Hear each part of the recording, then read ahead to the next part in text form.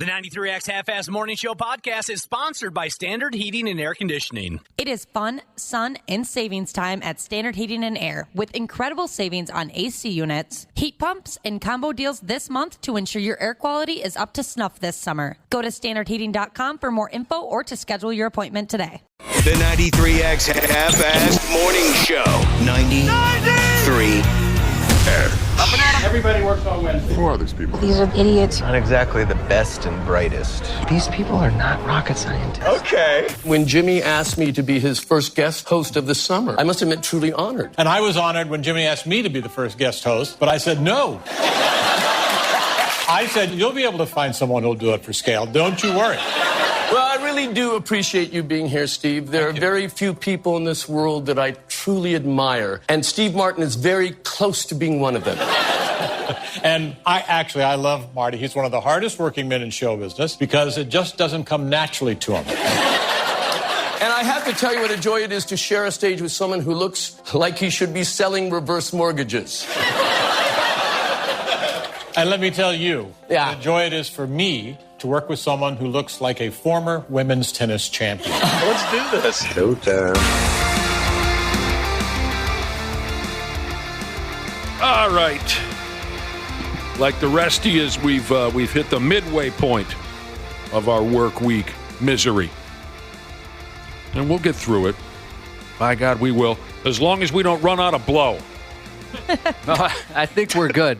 We'll get through it. Got plenty. Welcome to the 93. There's a sales guy or two I can with 100% confidence say we'll be good with the blow. Oh, yeah. I had a conversation with a member of our sales staff yesterday where I could smell cocaine on their breath. Yeah. Just start checking every desk. You'll find some. We were saying the other day that I brought in some of those donuts, right? Those little donuts, powdered and chocolate. One of the sales guys came in here and started snorting the donut, and I had to say, no. That's just powdered sugar on that thing. There's a couple of guys in here, I know they could hook us up. Oh, yeah. Like I said, as long as we don't run out of coke, we'll make it through the rest of the work week. Welcome to the program. Martin Short and Steve Martin together, though, right there, Cubby. One of the best comedy duos of all time. Of all time. I love those guys. Me too. Do they still have that show cooking? Everybody dies in the building. Only murders in the building. I love that. That's been going on for a few years now. Yeah, what are we on, season 4? Yeah. Good I Lord. believe so. I got started with it, and then I gave up. The world's going to stop spinning for a little while when those guys are gone. You'll feel it. The world will stop spinning just for a brief second when those guys are gone because they're friggin' living legends. Well, you think about it sometimes, they're 78 and 74 years old. Steve Martin, 78. I suppose. I do worry about it. Don't worry about it. Nothing you can do I'm about concerned. it. Are you? Yeah. Steve Martin, 78 years old. Jesus balls. What was the, I forgot, Josh, maybe you just can help me out. If we learned this via an interview in the past, I forgot where I gained this information, but one of my favorite bits that I heard Martin Short likes to do on the regular is when he goes to these big shot Hollywood get-togethers. Boy, I'd like to get an invite to one of those. A party at Richard Gere's house, right? And all the Hollywood hotshots get together. They do this. Martin Short, if you're kind of new to the crowd, of course, he's been an A-lister since, the late 70s, early 80s. If you're kind of new to the crowd, Martin Short comes to the party, and if you're, if it's, let's say Josh is a new hotshot in Hollywood and he's hosting the house party, eventually Martin Short will pull you aside. This is what he's been doing for years, and he'll say to the individual, This house that you live in is a beautiful, look at this, you got a pool outside, look at this beautiful mansion that you live. It's just that your talent level doesn't match the house that you live in. You shouldn't live in a house like this. You should live in a much smaller, anyway. He's so good at busting balls. Right. And if you're new, of course, you're wondering, oh God, Martin Short thinks I'm a talentless bum that doesn't, those guys are just two of my favorites. Guys like Conan O'Brien, who are so witty, so quick on their feet, and can be very biting, with his sarcasm. I mean, even he gets just, and, Well, Conan O'Brien's, 6'4"? Martin Short can make him 5'7" with some of the stuff he says. Your talent level doesn't match this place. I mean, look around. Oh, God, here we go. All right, what did I say? We're at the halfway mark? We're on our boat cruise eve already. Everyone's planning outfits. People are texting in. What do I bring? What should I expect? The eve. The eve. Oh, yeah. Yeah, I want to see if this listener ever got back to me.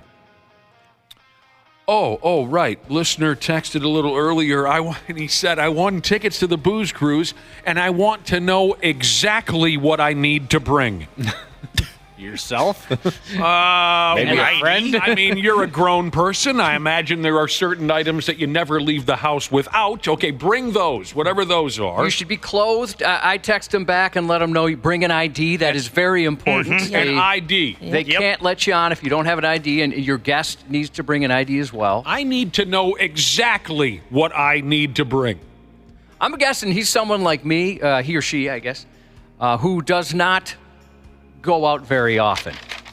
Because you'd think it's a boat. I could figure, should I bring some tackle? Do I need my own life jacket? How much is this person inexperienced to go on a boat? That could be. They could be folks like yourself that just don't get out the house much. Fair enough. Do I wear a suit? Is a tie required? No. No, it's not formal. It is not a formal event. If there's a suit that you might wear, it would be a bathing or swimsuit.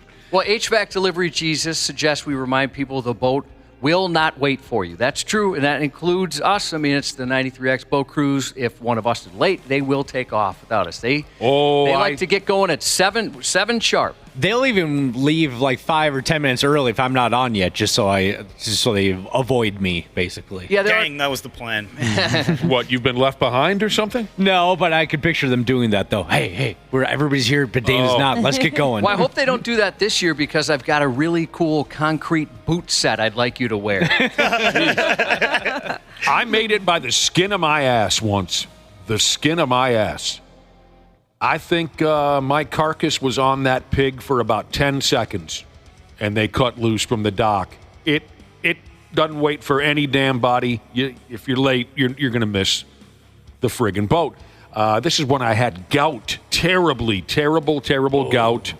It was our own fault that we were running a little bit late, not a lot, but a little bit late. Had to park quite a ways away from the dock, and I couldn't walk. I had crutches, and the clock is ticking, and I'm going as fast as I can, but I was in a lot of pain. At one point or another, oh, Christ, Josh, this is 5, 6, 7 years ago. I had my brother with me, and my brother says, look, I'm going to give you a piggyback. And I had to turn him down. I said, there's no way as 44, 45-year-old men we can be seen on the streets of Stillwater or any other town where one of us is giving the other a piggyback ride. I said, I'd rather miss the boat than be seen riding you piggyback. Here we are in our 40s. But, that was a painful, awful experience. I got to be totally honest with you. I wouldn't have been totally heartbroken had the boat left without me. Just being totally honest with you. I only had one time I thought I wasn't going to make it. Very bad accident on 494. And I had to call our promotions director and say, I don't think I'm going to make it. We're stopped. I mean, they shut the freeway down. We made it just in time, but that was a close call. Somebody wants to know, is the booze free? No. Nope. It's all you got to pay. Well, for us, yes. It is? Yeah. Nobody told us that. For the on-air staff, it is. Well, that's wonderful. That's also news to me. But that's it. More anxiety than hair, Jesus said. Maybe let people know if another boat comes upon us. It's for drinks. They are not pirates. Yeah, don't be worried. That's true. There's usually one time that they show up and reload the beer. I don't think we've ever had a pirating episode. Not yet. But anything's possible. It is. I kind of want it to happen now. You want a pirate? Yeah, a pirate to come aboard. I've been praying for it, Wapple, from day one. Like a sexy pirate? Ooh, yeah. Nate says, if I make it on the boat this year, he wants to know if I will draw him like one of my French girls. Absolutely. We've got a abandoned car on there. We're going to steam that thing up. Let's do it. Get that fog going. I've seen your, how should I say it? Artistic skills? Yeah. Yeah. When we drew the naked lady? Yeah, we drew a naked lady years That was ago. fun. I've seen you at work before, and I guess I'd like to see it again if there's a gentleman that would like you to draw him. You might remember I was uncomfortable staring at a naked lady to draw her, so I drew a car. Yep. Oh. Yeah, I do recall that. Yeah, you did. A naked car. Didn't you also draw a stick figure of a lady or something, too? I did, and I put some giant cans on it. That's what I thought. Big old yard donkeys. Aw. Yeah, you were pretty nervous. Yeah. With the naked lady in the building. All right. So, okay, couple days away from our boat party. We'll holler at you later. We got some tickets. We got your chance to jump on the sumbitch. Dump Master Flex Jesus wants to know if I've been wanting to win Booze Cruise tickets for years. How do I win? Well, you listen, and we will give you a keyword to text throughout the day. And I'd imagine they'll be just throwing these out like crazy the last couple of days. If you're late, can you hitch a ride with the beer boat? No. Sorry, Park and Rec, Jesus. They don't let you do that. That would actually be a good idea. didn't think of that one. Cruise around the beer boat instead of the actual big boat. We have an update from the gentleman that wanted to know what to bring. He Exactly what to bring. He said, I am 100% correct when I said that he does not get out much. Yeah, so I also like to be over-prepared.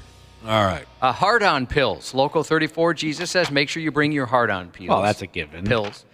Oh, geez, Jesus said, do I need to check my ego at the door, or can I bring that with? Yeah, bring it with. Bring it. Some of our egos get shattered by the end of it, so I'd say, yeah, bring it. And again, remember, the Half-Ass Morning Show isn't paying for their drinks, so I hope they're expensive. Oh, they're gonna regret that. I'm gonna drink them right out of whatever. I hope they're friggin' expensive. I couldn't think of one alcohol product. Jada might drink them out of White Claws. There you go. God dang. Early birthday shout out from Dirty Engineer Jesus. I don't think you'd want to wait for this, Nick. It's her 30th birthday today. Okay. Entering her dirty 30s. And she wants you to know, Nick, that she will do filthy things to be your +1 on the Booze Cruise. Is that right? Yeah. Filthy things. Some things you haven't even heard of yet. She's not the only one. You should have heard what the wife said to me last night. She's willing to do some things also to make sure she's my +1. I appreciate that. Text me. Found a tick on my beehole, Jesus. Can I bring a sleeping bag? I don't think they'll let you do that. If that's the case, I hope it's roomy enough for two, because I could use a nap. 7 p.m. is late. That's awful late. It really is. Mm-hmm.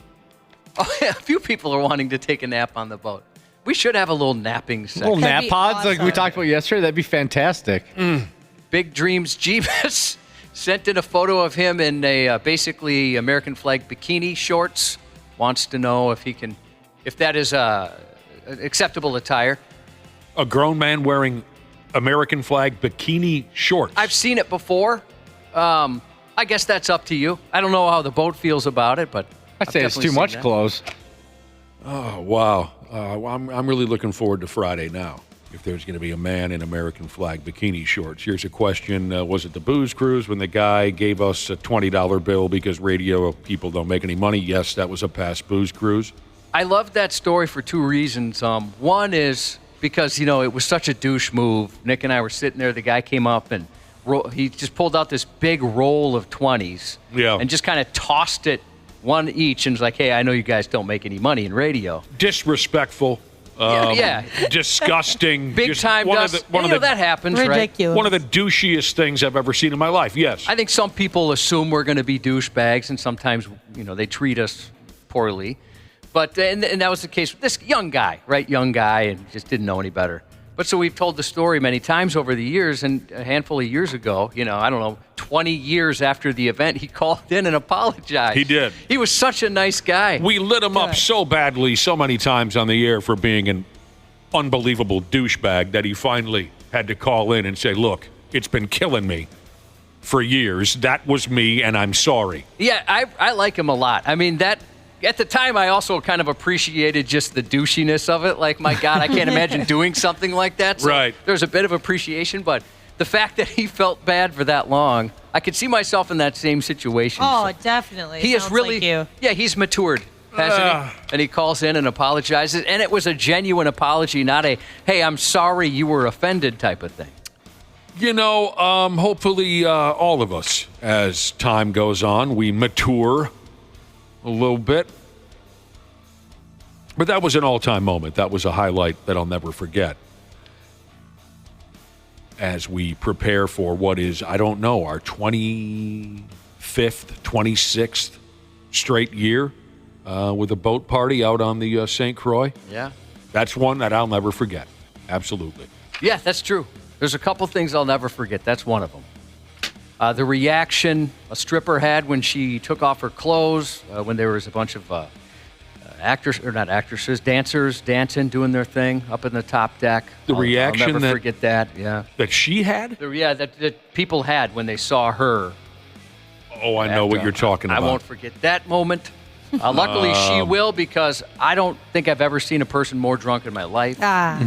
Yeah, drunk strippers getting naked. Don't hold your breath for that this year. You know, weren't we just talking about maturing a little bit? Yeah. You're right. Yeah, that's but years ago, it was a gangbang. I mean, and it was just everything all the time. Disgusting. A lot of it was disgusting what happened on our booze cruises years ago. But what Josh is referencing was, help me out, Josh, it was something along these lines. There were 4 strippers who were on the boat, and, you know, they wanted to get naked. We had to tell them, hey, let's hold off for a couple hours and then go ahead, have some fun, right? One gets her clothes off and the crowd goes, hooray, whoa! Second one, same reaction, yay! Third one, yay! Last one, when her clothes came off, the crowd went, oh. It was so bad. And the crowd said, oh, no. And then, like, there's people with their phones out for the first 3. And the fourth lady, when they were just like, like that type of reaction, everyone pulled their phones out. It was terrible. It was heartless. And I remember the leader of the dancers was running around like confiscating phones and yelling at people and stuff like that. That was an unfortunate moment. That's awful. Oh, jeez. I would have hated to be there. There was the time I walked into one of the toilets, and a man was providing his lady oral sex while she sat on the toilet. That was so common, just some sort of sex act in the bathroom. And I forget, last year, I mean, do they still have the mirrors on the ceiling? Yes. They still do? I think they do. Oh, yeah, yes. so you can see everything. Mitch wants to know, is Randy Shaver going? No, Randy. That's Randy's last day on TV, so he'll be at the TV station. So much we could say about the past boat parties. A lot of it we'd like to leave behind. Yeah, it's not fun when you're de-boating and you have to say to a couple of the people that work for the boat company, like, hey, you know what? That got a little out of control. Sorry about that, you know. Christ. They were always cool about it. I was that guy once with the mouth. This was only oh, wait, what do you mean? Like, not an apology, or? I was the guy that the boat had to reprimand once. I didn't know you were ever reprimanded by the boat. Because of my yapper. Really? Yeah, it wasn't even that long ago. And it had nothing to do with binge drinking or cocaine or what else have we tried on the boat? We smoked some rocks once on the boat. Sure. Smoked crack. We did the choking thing. We did the choking game. Yeah. That was like 10 years ago we did the choking game. Yeah, I did it last year too. Like I said, everything all at once is how this party used to operate. This wasn't that long ago, and I think I had a beer and a half, right? This was just absent-mindedness. But I was really upset with myself because the boat people had to reprimand me. And I was in my mid-40s. Hell, this might have been the year that my gout was so bad that I had to crawl to the dock in great pain. I just forgot the setting. I was oblivious to our setting. There we are, wobbling down the river on this big, fat party boat. and it's time to say something on the microphone to thank the crowd, and I spoke to the crowd as if I was at a regular bar gig. Okay, now I remember. Yeah, I dumped a few F-bombs in there. This is how I come off when there isn't a live microphone in my face. I cuss. And I said, how the F are you? Make sure you tip your effing bartenders. Just normal conversation on a microphone on this boat. Have fun. I walked away feeling pretty good about it. And then the damn captain himself said, hey, dummy, we're on a friggin' open air boat on a river. There's families boating past. There's children on the shore. And their company name right on the side of the boat. Right, and here I am with the F-ity F and the this and that, and I just, I apologized my ass off, but it was just simply, I didn't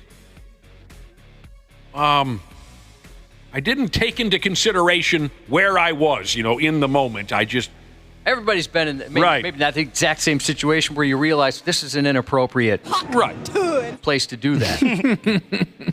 You're in a bar with a lid on it, right? You're indoors. Go ahead, cuss on the mic. I completely was oblivious to the fact that everyone within a mile can hear me with the mouth, I've been in 2 FU fights, right, where it's repeatedly exchanged between the two parties. And I was a party to that once, and it was with an uncle, actually. My uncle had treated my mother very poorly, and I was trying to get a hold of him just to say, hey, because he included me on this. It was an email, and it was a terrible email. So I had called him just to say, why would you put me on that, and just share. In his emails, he's lighting up your mother? So my uncle, he's very political, and he would send these giant just diatribes of his political views. And whether or not I agree, it didn't matter, but I just eventually wrote unsubscribe, because I tell him, like, hey, I love you. You're, he is, I have a lot of uncles and several aunts, right? A lot of them. And he was close to the top, right? And great guy at the time. Really smart guy at the time. But then he got political and he totally changed. He went nuts, like a lot of folks have over politics. And I'd asked him many times, like, hey, I don't really need it. Whether I agree or not, I don't need, because it's always angry. The stuff he's sending. You don't need that in your friggin' life. You got your own problems. Yeah, and so once I had emailed him back, just unsubscribe, and he called me. He's like, yeah, that's funny. Sorry, I'll take you off these things. But then he put me back on, I don't know, a few months later, and went after my mom. And my mom is a sensitive person. I mean, I don't get that. For whatever reason, I'm just, I'm very cold. I don't get sensitive. You don't take after your mother. You're tough as nails. Right, exactly. She's a sensitive person. She is. I'm like twisted steel. You're like an iron rod. Yeah. Right. I mean, it flows right off me. I'm not empathetic. Nothing. I've never known you to be any of those things. Other people being sad doesn't make me sad, but you get the idea. So he did what no man should ever do. He went after your mama. He did. Right. So, and because he's a bit of a chicken, he was dodging my phone calls. Eventually, he called me back. And I just said, hey, man, you didn't need to do that. You know what she's like. That's just something you shouldn't do. And then he's like, are you challenging my manhood? Oh! Like, well, I don't understand what you're saying. He's like, that's my sister. I can say whatever you want. So I was like, well, that's my mom, and mom trumps sister, right? We're getting kind of heated about it. Are you challenging my manhood? Yeah, this is my uncle. He's the adult in the situation. What a douchebag. Okay, go ahead. Ever saying that to another person. So this is, I'm going to say this was 15 years ago. And so he's like, F you. And I'm like, well, no, F you. And we did that a couple of times. And then all of a sudden I looked around and I'm like, oh, hey, dude, I'm at a charity event. I got to go. I'll call you later.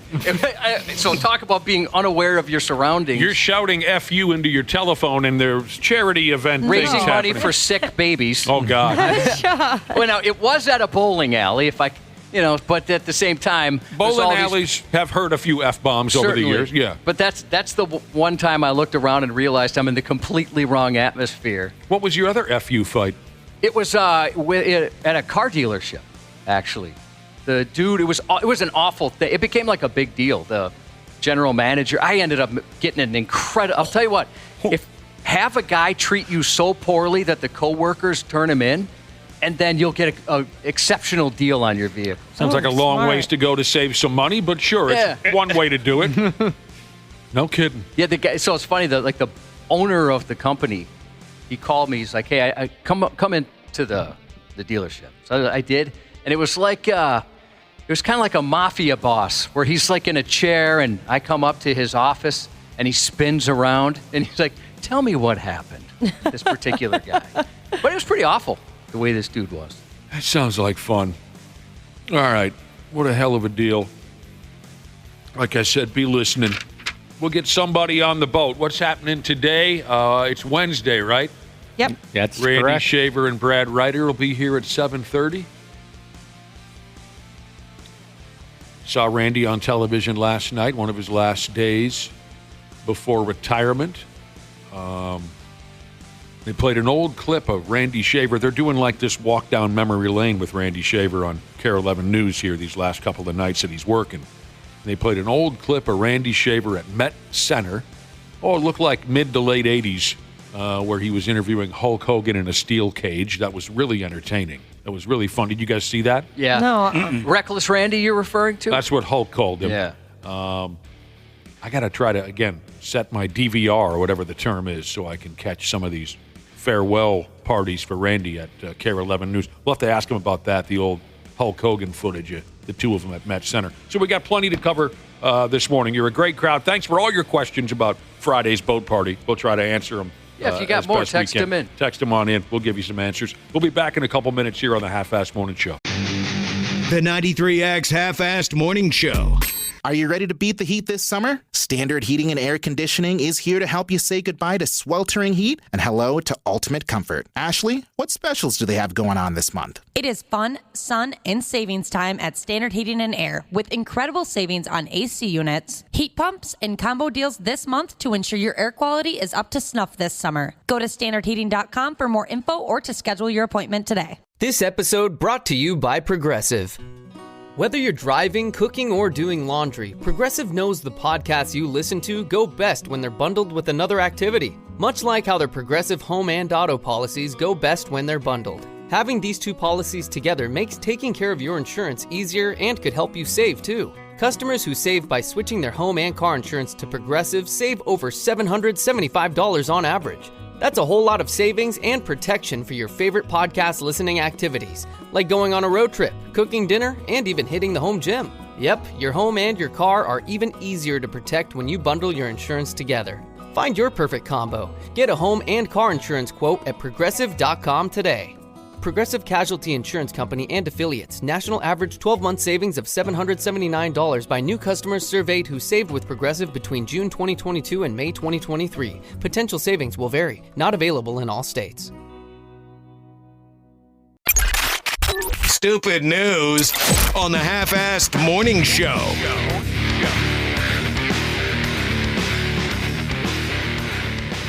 All right, I think I can get us off to a good start here for today's Stupid News Report. How about this year combination? Road rage plus a dong flash. Oh. All in one. And just one man accomplished that all by himself. Road rage plus a dong flash. Only one state in America has what it takes to produce an event like this. Too bad I made a vow to never mention them by name again. In a Stupid News Report, a 56-year-old man, for the love of Christ, was arrested over the weekend on a Sunday afternoon, no less. The Lord's Day. He allegedly flashed his little pecker at another driver during a road rage incident. I always thought that's just a whole separate level. It's almost like a different universe. Right? I think you're right. You know what I mean? Like, you picture just the graph of a normal person getting upset. They've flushed faced. It starts with that. Maybe a gesture. Maybe yelling. Getting out of your vehicle. I mean, that's aggressive. Picking up the volume of your voice. Right. Pounding on the other person's windshield. And then violence, of course. Or I guess nowadays, what am I saying? It starts with pulling a gun on someone. Right. Absolutely. That's where it starts. And stealing their car. But it's like an alternate universe when someone is so mad they get naked. It's so different. You're right. A dude goes by the name of James Box. B-O-X. Box. Go ahead with the jokes if you like. I've never heard that last name. Neither have I. I went to school with a family of Cox, or it was a COX. I bet that was fun. Yeah, that can happen. Not for them. No, I bet it No, was. I bet not. No, for you, though, yeah. But here's the thing. I went to school with this young man from 1st to 8th grade, and it wasn't until 6th grade where I realized I just missed 5 years of comedy. Didn't even know what that word meant until about 6th. Did you make up for lost time, though? You know what? I didn't give him too much crap, but he did get a lot. He went by the last name of Cox, Yeah, huh? All right. sure did. This guy is James Box. Now, the other driver, poor bastard that he or she was, they said a Kia Optima swerved around him and cut him smooth off in traffic. And the driver of that Kia was later identified as Mr. Box. At one point, here's like what Josh was explaining, the progression. At one point, Mr. Box lobbed objects at the other driver's vehicle. Josh.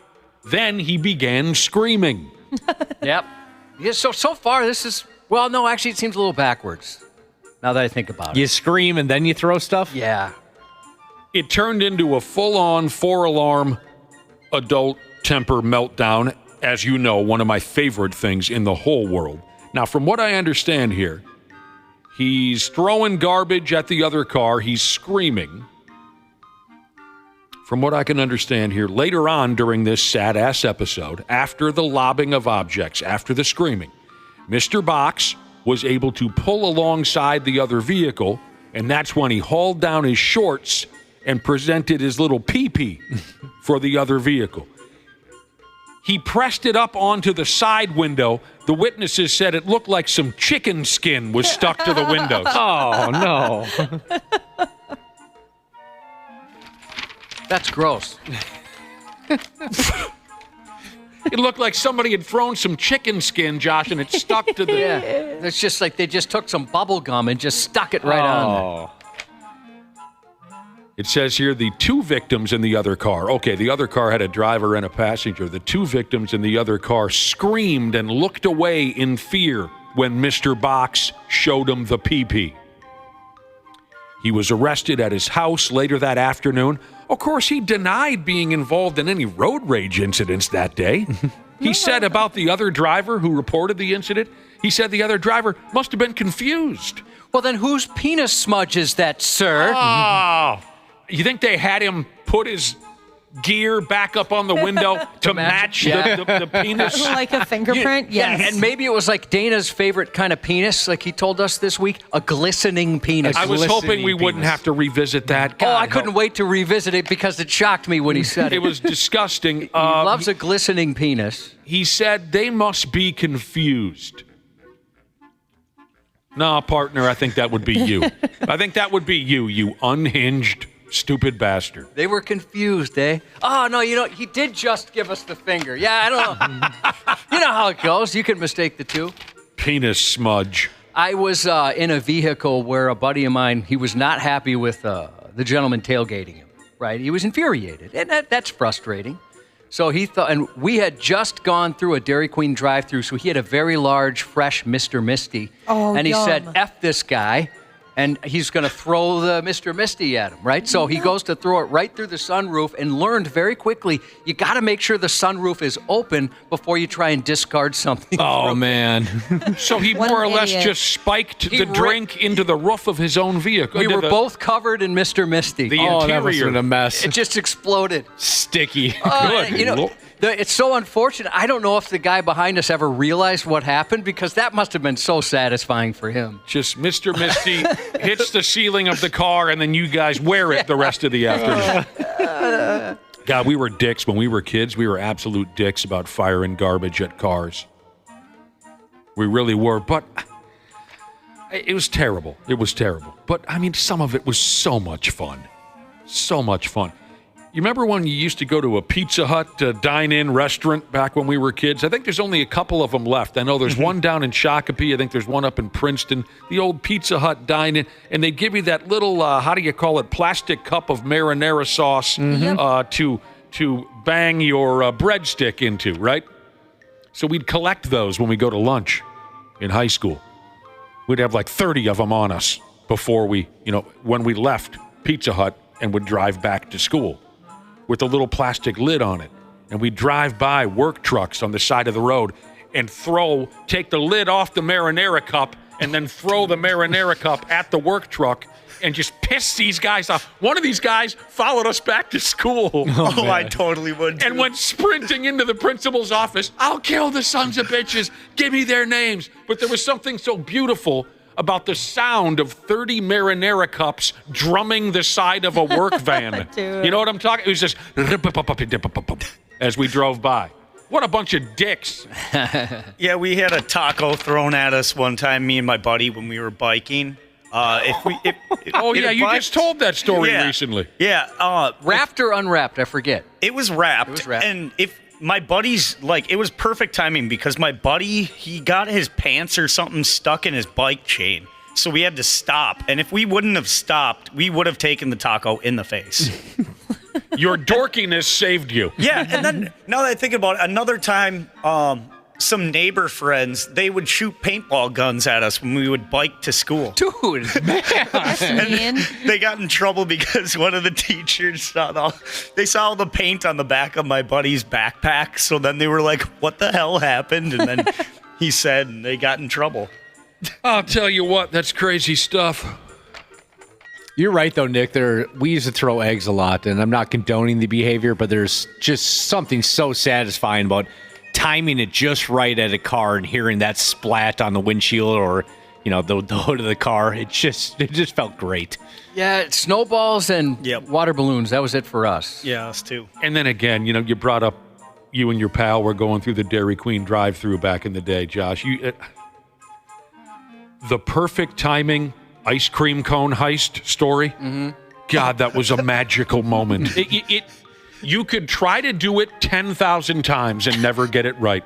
But in I think it was the summer of 1989, me and some buddies are doing what you do when the beer party gets called off. We're just driving around. Drove through the McDonald's parking lot probably a dozen times. Maybe we'll run into somebody and find somewhere to go. We couldn't find. So, the last time we drove through the McDonald's parking lot, again, maybe I didn't say this. We're in a Jeep with the lid off, right? We're in a Jeep with the lid off. And right as we're pulling slowly by the side door of McDonald's, here comes this old-timer with his vanilla ice cream cone. Guy's older than the hills. He just bought his beautiful vanilla cone. And right as we're passing by, right when he gets to the curb, my buddy just gently reaches out, takes the cone out of his hand, takes a lick of it while making eye contact with the old man, and we leave the parking lot. The dude just stood there as if a magic trick happened that he was trying to understand. Again, you could try it 10,000 times and never get it right. He's probably like, hey! He didn't even say that. He was absolutely speechless at how perfect and how stealth the operation was. I mean, my buddy was so gentle in taking the cone out of his hand that the old man's hand didn't even move. It was just...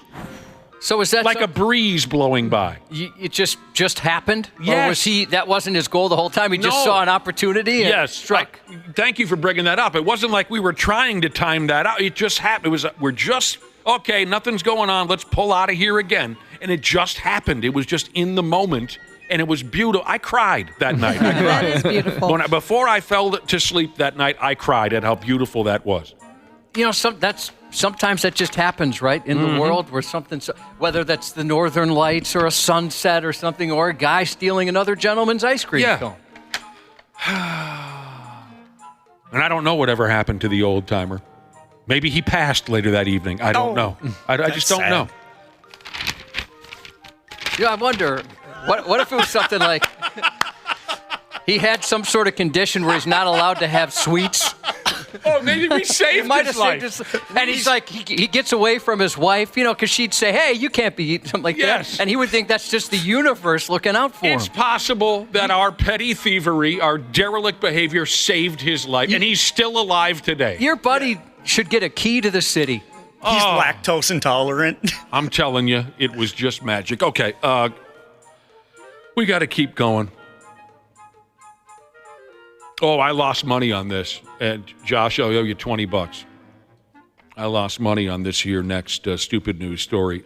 Says here, no one showed up for the World Naked Bike Ride last Saturday in San Antonio, Texas. So don't let me off the hook, Josh. I owe you $20. That's awesome. That's like a Wapple Sweet 16 birthday party, right? Ouch, dude. Man. I didn't mean it. It was more, I was going to go like more of like my virginity or something that route, but no, you went nice. No one showed up to take your virginity, yes, for quite a while. Very long time. I'm sure you thought, well, I invited a lot of people. This is a big party. Wapple's getting laid tonight. At the end of the night, I just have that stupid hat, and it's to the side with the noisemaker. Yeah, after 2 hours, you're just looking at your watch going, Dad, is the doorbell not working? That's got to be what it is, right? I'm checking the invite, and what was it, the wrong time? Wrong date? So over the weekend, there was supposed to be a World Naked Bike Ride event in San Antonio, Texas. No damn buddy showed up. No bizarre naked people. No bicycles. Nothing. It's pretty shocking, actually. You think there'd be one or two perverts that would show up? Yeah. You know, the ones that the bike people don't want to be there? Right. It's out of curiosity, too. I don't know. I mean, I don't know what happened. The gimmick was presented as a gathering of folks to protest oil dependency, okay, and body shaming. That reminds me, I knew a guy who worked for an oil company, and he called everybody fat ass. Boy, they would hate him, wouldn't they? It's public enemy number one. You call me fat ass. They would. I do. Yeah. Every once in a while when I walk in, I say, "Morning, fat ass." Yeah. Because you look at the size of you. I know. I've let myself go. As we said last week, I think last week or the week before when we were talking about naked bike rides, a lot of the folks who show up for naked events like this, they pretend that they're dialed into whatever the cause may be, but they just want an excuse to swing their gear around town. They want people to see. They do. They want you to see, Josh. Oh, absolutely. Yeah, they obviously want to take a peek, but more than anything, they want other people to see what they got. It was supposed to be a 3-hour ride. It turned out to be a 0-hour ride. There was no one there to ride. Only a few curious onlookers stopped by to see the show that never happened. Mm-hmm. Hey, I wanted to see chicken skin. Oh. Maybe naked bike rides are losing their steam. It says here the World Naked Bike Ride in Portland, Oregon was canceled last week. So we had one in San Antonio, nobody showed up. One last week in Portland, Oregon, that got canceled, it says here, due to planning issues. Come on, naked people. Hire a manager. It's almost like they don't take this seriously like the rest of us do. Right. Oh, no, wait a minute. It's not dead yet. It's not dead yet. The idea of perverted public nudity disguised as a gathering for a good cause isn't completely dead yet. 200 nude bicyclists turned out last Saturday at a similar event in Madison, Wisconsin. Wisconsin people want you, Josh, to look at their genitals. Hey, you know what? They're our buddies. I'll take a look. Look at it! Maybe we'll see some on the other side of the St. Croix Friday for our boat cruise. Oh, that always does happen, doesn't it? We Yeah. do usually see a little bit of anatomy. Mm-hmm. And men and women. We've seen both. So whatever you're into, or if you're into both, it's going to be a good night for you. I've only seen the dudes. it's only... It's almost only dudes. Yeah. Last year, I don't remember which one of my buddies was a first-timer on the boat party, but we nudged our way up to the rail, right? We're passing an island, and before we got to the island, I said to my buddy, oh, this is that island where usually when we pass, some gals flash some boobies and whatnot. And he said, oh, yeah? And I said, yeah, here, we're almost there. And we passed by slowly, of course, and 4 or 5 men pulled out their asses, and then we were done passing the island, and my buddy said, yeah, that was great. That's perfect. Appreciate you calling me out to, get a look. Even that's changed, right? Because remember, there'd be like jet skis that would pull up next to the boat, and ladies would be, showing their boobs and whatnot. I remember the one year where a gal on a jet ski, we could see her for coming for miles, and she finally caught up to the boat, and she was holding a baby, and she was pointing at Josh, and she was saying, "It's yours, you son of a bitch!" And I'm going to the captain. Faster, Captain! Yeah. Go! How'd she find me? I remember that. She's got this baby under one arm, and she's gunning a jet ski with her other hand, and she said, "It's yours, Cubby, you deadbeat bastard." And then our wake overwhelmed the two of them, and it's the last that we saw. You and I, we tied some boat knots onto a piece of rope. We're jumping off the front. We're swimming. Doing anything we could to get this thing to go faster. Oh, man. It's the last we saw of her. We got away, didn't we? Her and the baby. That baby's probably 22 years old now. I remember you tried to... I looked back at you when she was screaming, and I saw you were kind of subtly pointing at me. Oh, you're talking about Josh? Yeah, that's him right there. No. The other guy. Okay. What do I got now? I'll be honest, that didn't happen. What never happened? That whole scenario never happened. You can't prove that. We aren't good swimmers. I mean, I lost it when I threw that out. Everyone knows we can't swim. We didn't swim. That part he was lying about. And I have bad swimmers, speaking of swimmers. So, yeah, that never happened. This does happen now and again, where I have mixed emotions.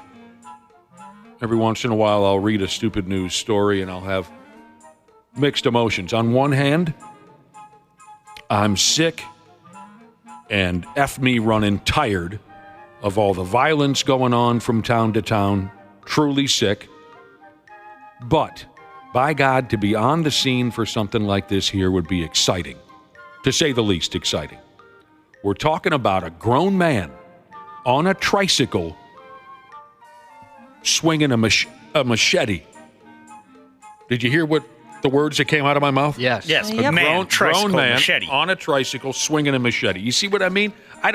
That's terrible. That's violence, and I don't like but to be to be ringside for something like that. My voyeuristic side draws me to such things. I can't help it. So the story goes like this. One man got into a fight with another man at a beach. It was 1 o'clock in the morning. So you can imagine what kind of trash barrel people are hanging around on the beach at 1 o'clock in the godforsaken a.m. That cannot be good. No. Let me tell you the story. Starring two characters. We have the victim and the suspect. The cops said the victim was riding a tricycle down the beach. That in itself is a friggin' show. Grown person. The victim is riding a tricycle down the beach while using a flashlight as a headlight for his tricycle. Good Lord. The victim approached. He didn't like the tricycle light shining on him. Son of a bitch, turn that light, that kind of a thing. An argument started, and the victim was knocked off his tricycle. Oh, God help us. There he goes. The suspect then armed himself with a machete that the victim happened to have in a basket on his tricycle. That would suck. You see what I'm saying? The tricycle guy, he had a damn machete in his little basket. The other guy went ahead and took it. In his cute little basket. Getting attacked with your own basket machete, that's tough. I've seen enough cartoons to know the only thing that goes in a bike basket usually is a really long loaf of bread. Yep. French bread. Yep, has to be. The suspect cut the victim on the right thigh with his own machete. Owie. Wapa! He cut him, and the two began to fight like hell. The victim takes the machete back, but he accidentally cut his own left hand with it. Just bad luck all the way around. It's been a total nightmare. The victim then drove away on his tricycle. He called 911. How do you call it? You got to add I missed a. He called 911. Frantically trying to get away on your tricycle. He's just pedaling his nuts off. Oh, through the sand, too, because he was at the beach. That's tough. Yeah. He was eventually taken to a hospital. Here we go again. When the cops caught up with the suspect, he denied being involved in a fight on the beach. What? He said the cut on his hand happened at a bar. I think the cops should just drive these two back to the beach and let them finish the fight. That way, odds are at least one of them won't be around next time to cause problems at 1 o'clock in the damn morning. Yeah, just get a second machete and go for it. Yeah, just go ahead, jag-offs. You want to cut each other to pieces for no reason, be our damn guest. Cops got to be getting effing tired of babysitting stupid people. Why bother in some situations? Not worth it. Let them go. I have 2 machetes, and I don't think either one of them can cut you. Not sharp whatsoever. I've got a knife sharpener. Do you really? Yeah, Yes, I do sir. too. Well, that could change things for me. There you go. That kind of scares me, Ashley, because you don't cook. Yeah, she's got a knife sharpener. She, like in the old caveman movies, she starts a huge fire, right? And molds the steel herself and all that. I'm going to be honest. I stay far away from that thing. It scares me. I make my boyfriend sharpen my knives. That thing seems dangerous. I don't know. Do you think on his deathbed, as the surgeons are pulling one of the knives that you plunged into him out of his chest, that he'll regret that at some point? Why did I have to sharpen this? Why did I do this for her? I shouldn't have cheated on her. What was I thinking? Maybe it's better because they always say you want a sharp knife to cut yourself rather than a dull one. It hurts more. So maybe go dull. I've got some bad news here. A lot of people say I do go dull. That's personality-based. I got some bad news here going back to our boat cruise coming up Friday. What? That island where men will show you their naked, hairy asses as we pass by. And this is a 651er, so I imagine they know what they're talking about. They're on the east side. That island is underwater this year. Oh. Darn. I bet a lot of it is. Yeah. Stupid. Have you seen some of the pictures around the state? Iowa, too? Whoa, man. Gooseberry Falls and stuff like that. So if you're a guy and you want to hang out on that island and show us your beehole and the backside of your nuts, you're probably going to have to put on a floaty. Yeah, get a canoe or something. Yeah. I'll step up and provide the nudity this year. Some people are saying the weather's going to be kind of crazy tomorrow, too. Friday. I haven't really looked at it. Yeah, that's what I saw. Good. We haven't experienced that yet, like a violent thunderstorm. That'd be fun. We did one time. No, we didn't. Yeah, it was in St. Paul. A violent thunderstorm? It wasn't violent, but I remember that there was lightning. I want straight up where that boat is, where we're abandoned for days. You know what I mean? Yeah, all of us have to use all of our might to pull on the sails, like in the movies. Yeah. There's just and all white of a sudden, caps everywhere. The sails, it just goes, it just starts to spin in circles, and it knocks a bunch of us off the boat. Wapple, I'm not talking about a flash of lightning in the distance. I'm talking about, what was his name? Forrest Gump and Captain Ron, whatever, when they were battling the storms, Dan? and then the guy's legs fell off. Yeah, we usually for the summer one, it's oppressive heat. It seems like we always schedule on the world's hottest day. We've had a lot of those, but I want a horrible sirens going off, thunderstorm, rocking that boat down to the screws, and maybe we're abandoned on an island for a week or so. It's like Deadliest Catch, just 40-foot Yeah. rollers. Yeah, it's so dangerous. You go up and just ask the captain, are we going to make it? And you see the captain float away in a dinghy. He's like the abandoned ship. No, he just gives you a salute and says, must go down with the ship. I had that experience once, and I got to tell you, it was pretty awesome. Many years ago, a buddy of mine had his groom's dinner for his wedding on a big-ass boat, not quite as big as the one we'll be on the St. Croix, but a big bastard, double-decker type pig, right?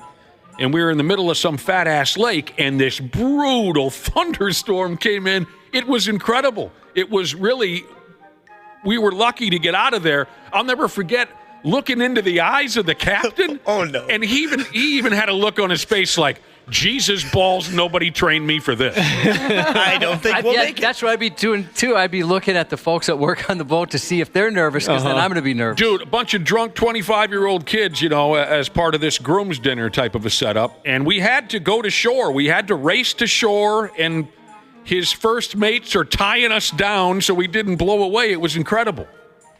When you and I were almost killed by a tornado many, many years ago at a promotion. Oh, God, yeah. Oh, yeah. I didn't get nervous until I saw some of the cops and their reaction. We had heard it was bad. There was a bunch of it. We had the giant tent, giving away a motorcycle that night. It was a great promotion. And there was a bunch of us. We're all holding onto the poles. Remember that? Because the wind was going like crazy, and this huge tent looked like it was going to blow any second. When state troopers are running and the deputies, and yeah. When they're running like children for the door, You know it's the real deal. There was a younger deputy who he hopped like a 6-foot fence. I don't think he'd even touched it. He was running. It was scary. And then we get into this bar, and I look around and go, this bar is all windows. We're all dead. Yeah, we're all going to be cut to pieces. And if you remember, we thought the storm was over, and it was not. Nope, not at all. It was just the eye of the storm. Dude, I don't know. We waited a good 20 minutes once the tornado passed, and we realized we were all in one piece. Josh and I, driving separate vehicles, we both waited about 20 minutes, and I remember saying, well, we can make it home now. Should we go for it? Should we go home? And you said, yeah. And so we both went our separate ways. I got caught up in it again on the way home, and I embarrassed myself terribly. It got so bad, the wind, the rain, trees bending all around, and it was pitch black. It was nighttime at this point. I was with a girlfriend, and I said, look, this is bad enough to where the next building I see, we're pulling over, and we're going to go take shelter. And she agreed with me. And just as luck would have it, there's this little Super 8 motel on the right-hand side of the road, because this was in the middle of nowhere. I go screaming into this parking lot. That's how bad the weather was around us as we're driving. We're the only people on the road, except Josh was in a different direction, probably a mile ahead of me. We scream into this parking lot. I go sprinting. I completely, my girlfriend at the time, I don't even know where she went. I didn't care. I'm going to save myself. I went sprinting for the door of this Super 8, and I'm not kidding you. I dove into the building because it was bad enough to where I thought there's a tornado directly overhead. I dive into the lobby of this hotel, just, There's 30 people already seated in the lobby, calmly watching the weather on television. And here I come diving, and they're like, oh, is it pretty bad out there? Mm-hmm. They were totally mellow. They were doing the same thing, seeking shelter. But they had already found their seat in front of the television. I come diving in, all dramatic, and they looked at me like I was a complete fool. Yeah, I think that's the worst weather I've ever been in. Mm-hmm. That was pretty freaky. All right.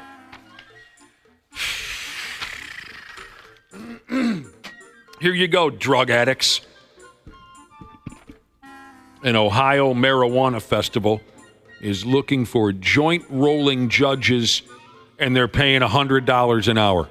Oh, that's sweet. You'd want to take the pay cut, though? Yeah. It's only $100 an hour. Oh, that'd be way more. Now, before you get too pumped, it's would it? Would that be more than what you're making now? Probably. Before you get too pumped. I suck at sarcasm, apparently. They're probably only going to need you for a couple hours. But they're selling it as $100, right? Yeah. Just so you know, I'm letting you know. That's how it always goes. Not that you're going to go to Ohio. But it's called the Stargazer Cannabis Festival. It's a 3-day deal.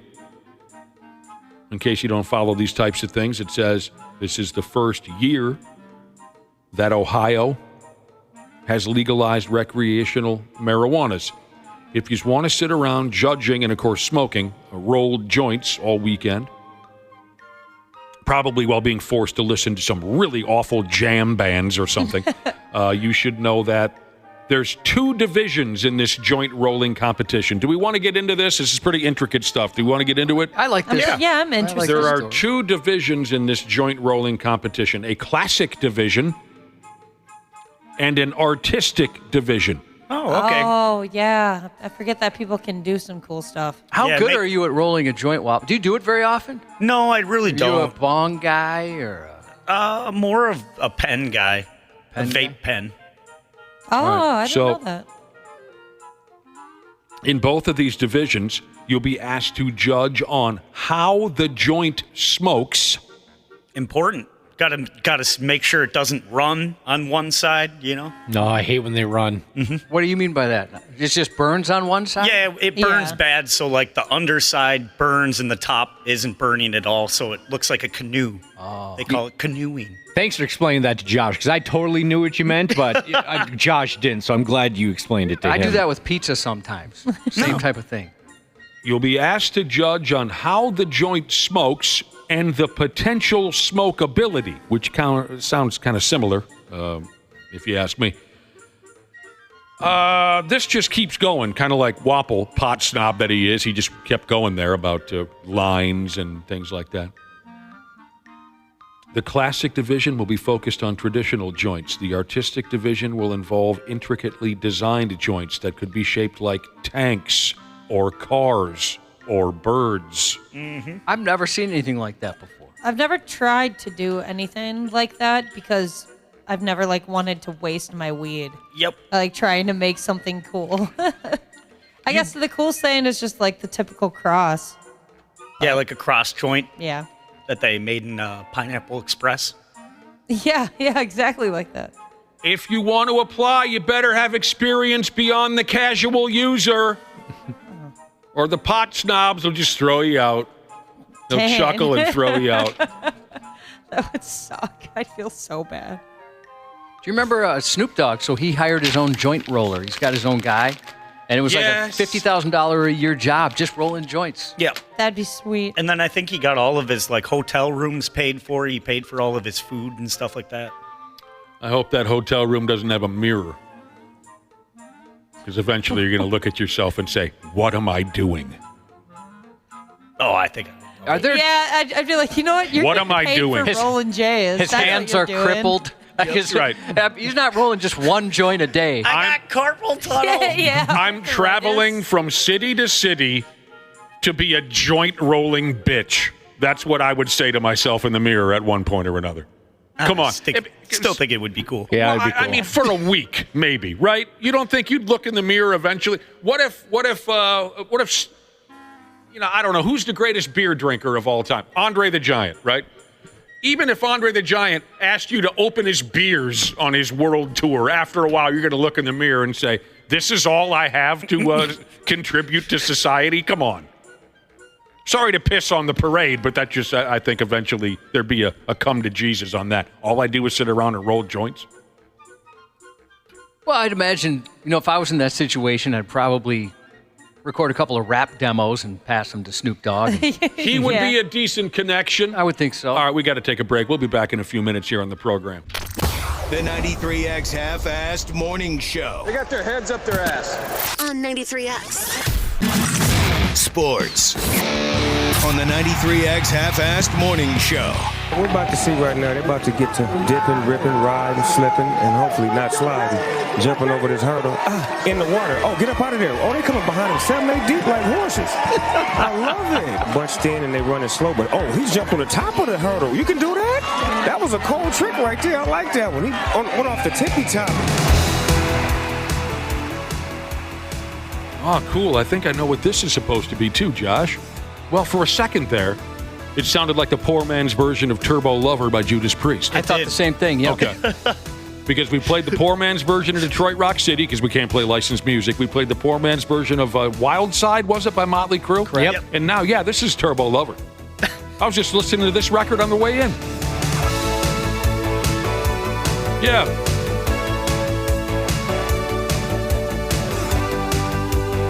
Doesn't need to be that loud. I like it, not that much. Yeah, we're old, but not that old. It's pumping you up. It's almost like you're reading my damn mind. I was just listening to this record on the way in. Judas Priest, Turbo, 1986.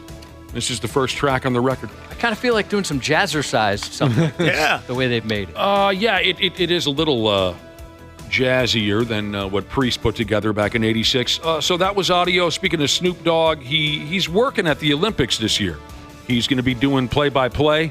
Everybody loves to throw Snoop Dogg into their play-by-play, hockey, football, baseball, because he has his cute little sayings and everybody laughs their nuts off. He's going to be calling the Olympics this year. There he was practicing calling a steeplechase or something like that. Mm-hmm. We got more on Snoop Dogg later on when Randy Shaver and Brad Ryder get together with us.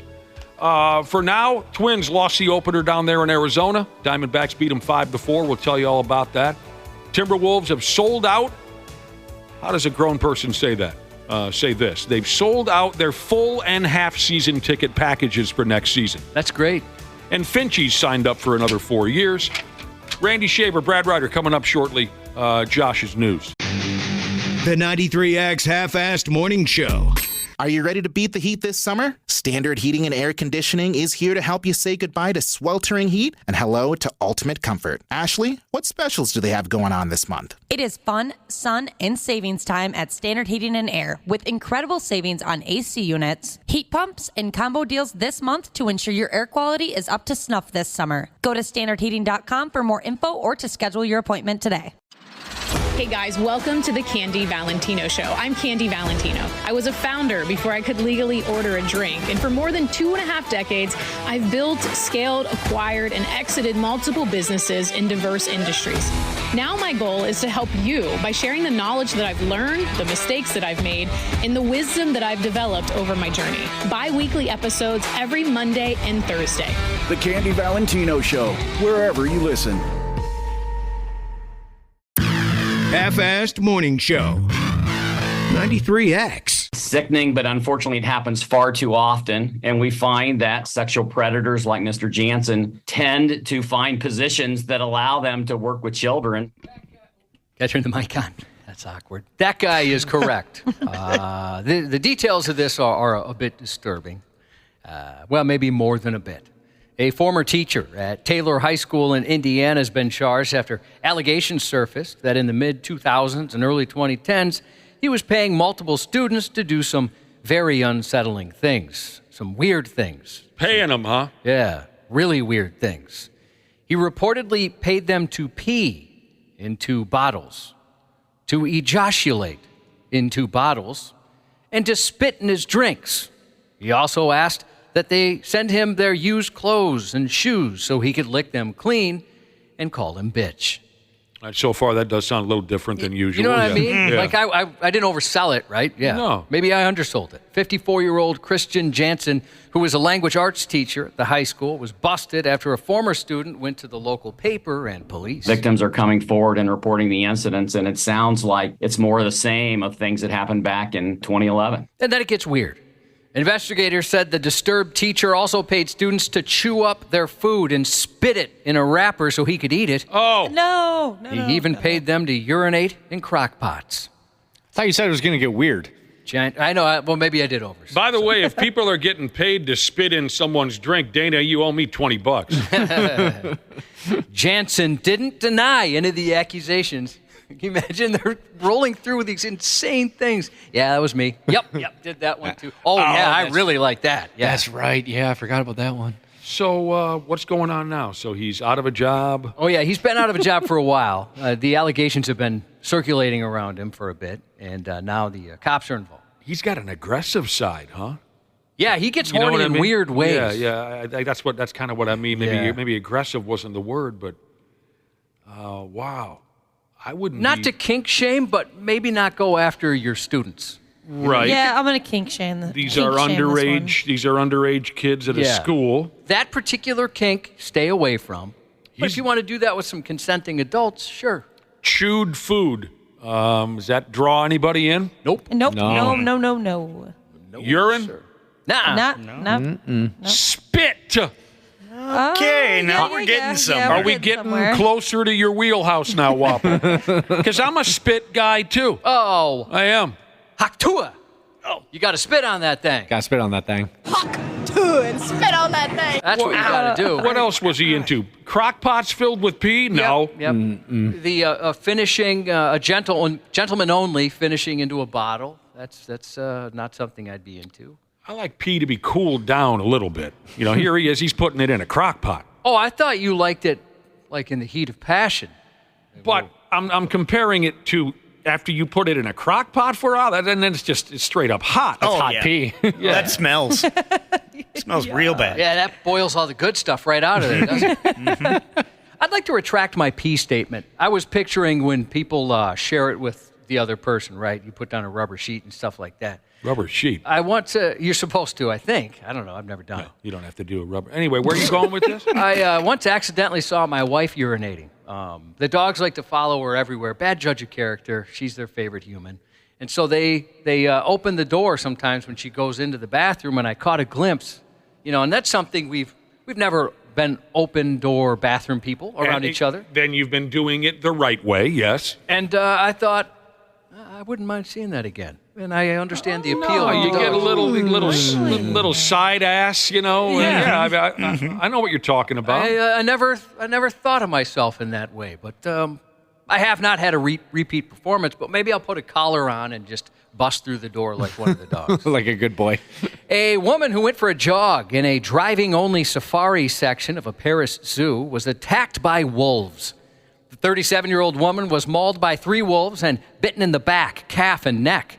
She appears to have been attacked after entering an area of the reserve that's off-limits to pedestrians, but that rule didn't apply to her. The park said the woman entered a zone where electrical barriers prevent animals from leaving but don't impede humans from getting by in cars only. Was she another one of these, I'm going to go on Instagram Live and, all that stuff? I haven't heard that part. Okay. She wanted to exercise amongst the animals. Oh, okay. Though maybe some kind of a different, more of a hippie mentality here. She wanted could to be, exercise naked with the animals like God intended us to. Okay. Visitors have all the information on the dangerousness of the area and are even given constant reminders, a park spokesperson said, noting an internal investigation has been launched. On its website, the French Zoo says that it offers a safari 40 minutes from the Parisian jungle, covering 222 acres, and is home to more than 750 animals, including wolves. The damn wolves. My favorite French wolf is Rudy Gobert, who turns 32 today. Happy birthday to him. Is it Rudy's birthday today? 32, yep. Atlanta police released body cam footage showing the arrest of a judge who apparently thought she, too, was above the law. 38-year-old Christina Peterson struck an officer outside a nightclub Thursday. The Atlanta cop was working at the Red Martini restaurant and lounge when he heard a commotion around 3:18 a.m. and found security escorting a woman out of the venue. I bet they don't have a jukebox at the Red Martini. No, probably not. Probably don't have a jukebox. They might have like a polka night or something. I bet that's a lot of fun. He tried to de-escalate the situation when Judge Peterson pushed him and began screaming at officers. I got it. I can walk on my own. Don't touch me. Let him go.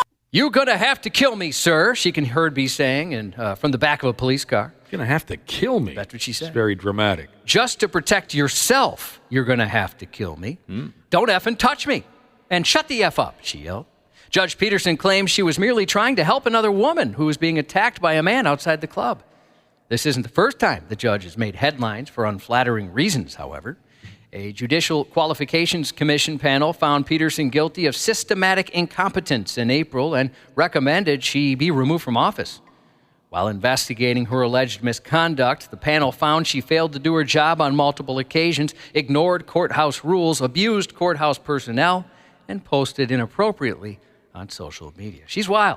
She likes to have a good time. Yeah, she goes that way. I mentioned my favorite wolf. My favorite judge is Judge Reinhold, who said in a recent interview he and Eddie Murphy make an annual duck hunting trip to Minnesota. Oh, cool. That's cute. I would not peg Eddie Murphy to be a duck hunter. I guess he's big into it. Here we go. Here we go. Now, every swinging D in town's going to claim they saw Judge Reinhold and Eddie Murphy up in Nisswa. Reinhold and Murphy are making the rounds doing interviews for the 4th Beverly Hills Cop film streaming next month on Netflix. They've already greenlit a 5th, as a matter of fact. The 5th version of Beverly Hills Cop. Yep, 4th you can see next month, and then they'll make a new one, most likely next year. I'll be dipped. The two Koreas are poised for some weird summer warfare. South Korea's military said yesterday North Korea sent a fresh wave of, well, maybe fresh is the wrong word, but a new wave of 350 balloons carrying bags of poop over the border. It's the 5th time Pyongyang has floated trash and turds into Seoul since it began its feces fusillade in May, with an estimated 2,000 balloons filled with poopy and used toilet paper sent so far. They just dump it on whoever's below? Yeah, they're just sending it over the border. Oh, it sucked to get hit by a turd balloon. Instead, someday it'll happen to you. Yeah, it will. Shortly after the show. Hopefully the booze cruise, too. Instead of rockets and gunfire, their wars played out in the last month through loud music and balloons floating over the border. We don't like loud music. The South Korean military's been responding with gigantic loudspeakers on the border, blaring some K-pop. North Korea, for its part, has threatened in the past to destroy the speakers with military strikes. The use of loudspeakers, balloons, and leaflets dates back to the Korean War in the 1950s. Both Korean governments agreed in 2018 to stop using their broadcasts, promising to dismantle them in a move toward peace. But the deal, sealed by the 2018 Inter-Korean Summit, appears to be in shambles as the summer begins. I saw Ozark. That'll drive you nuts. Did they do that? I haven't seen Ozark. Yeah, they put them in a hole and they blasted Mexican metal music for hours on end. Oh, I forgot about that. Ooh, some metalachi, things like that. Yeah. Minnesota might have been tempted to think we hit peak political peculiarity when a state senator allegedly broke into her stepmom's house dressed in all black like an incompetent ninja, carrying a sock-covered flashlight. Remember that story? It rings a bell. Lady, she did what again? What was her gig? So she's a politician, and she allegedly broke into her stepmom's house. It's kind of, a sad story, it sounds like. She watched her dad pass away, deteriorate, from a disease, and she wanted the ashes. She said her stepmom wasn't giving her the ashes, and she admits she made a bad call there. That rings a bell now, sure. But another local politician has basically just said, "Hold my tarantula." A candidate for the Hennepin County Board is free after being jailed on assault charges for tossing a tarantula like a grotesque grenade. Oh, man. The 30-year-old was arrested Friday on a charge of fifth-degree assault after a woman called Edina police to report she was trespassing into her section of the house. The alleged victim said the political hopeful threw a live tarantula at her, among various other junk, in what she described as a scary encounter. But the politician says the charges aren't true, alleging her accuser is a squatter who rented a room from her through a short-term rental website and then refused to leave when the contract was up. However, property records indicate the politician doesn't own the home, raising questions about whether she was authorized to rent out a portion of it in the first place. In addition, short-term rentals aren't allowed in Edina. Then in video reportedly recorded by the victim and aired on Channel 11, the politician allegedly bragged that she bought the tarantula for the sole purpose of deploying it as, quote, nightmare fuel. She allegedly banged on pots and pans, invoked the name of Jesus at the top of her lungs, and catapulted the hairy hellbug. After Channel 11 posted video of the incident, she responded with giggly emojis and then began reposting the video on her own social media. By mid-morning yesterday, the politician, who once claimed she was tired of hearing that Minnesota is an embarrassment, rebranded herself as the Tarantula Tosser, raising money for her off of her newfound notoriety. Tarantula Tosser, that's cool. She said she will remain in the running in the November general election for Hennepin County Board. Yeah, that's really cool. Politics are getting weird, aren't they? Yeah, a little bit. It's usually frowned upon to show up to work wasted, but when you're a cop, it always is. A Polk County deputy was arrested after showing up to work drunk Saturday morning. In a release, the sheriff's office announced the 27-year-old deputy, Joseph Everett, had the smell of alcohol on his breath, leading to his supervisor to believe he was drunk. He admitted to drinking about 3, quote, coffee mugs of whiskey the night prior, and a sobriety test indicated he was impaired. America's feistiest cop, Sheriff Grady Judge, said, "If you lack the proper judgment when it comes to drinking and driving, you have no business working in law enforcement. We hold our deputies to a higher standard than the community, and he failed to meet that standard," said Judd. He now faces a charge of DUI and some disciplinary action.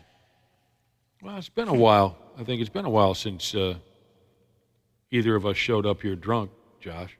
It's only happened to me once by accident. Well, okay, twice by accident. When did you show up drunk?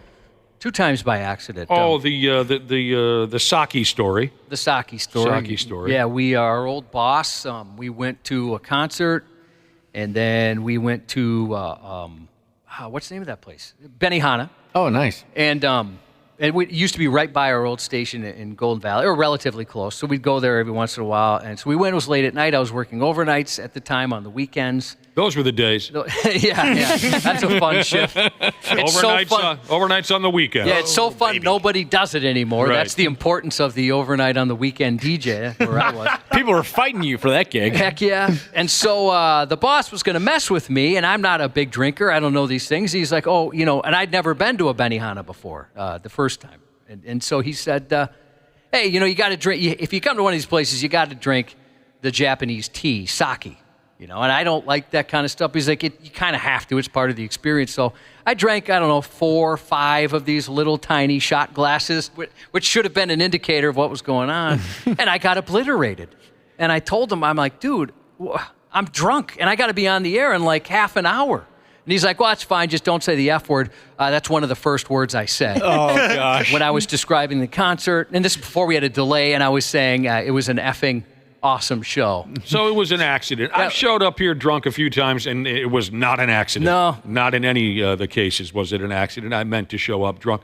Josh mentioned that the overnight or weekend overnight, either one of them, those DJs don't exist anymore. For you young people in the other room, you should have seen the people who used to come in and hang out with the overnight DJ. I don't think That's I what want you to. needed to see. I That's saw what you needed to see. couple of those people. Yep. You did. Mm-hmm. Yeah, and then you'd see... Those were the characters. Or when people were coming back from promotions, bar gigs and stuff, you'd see the condition they were in or who they brought with them, you know?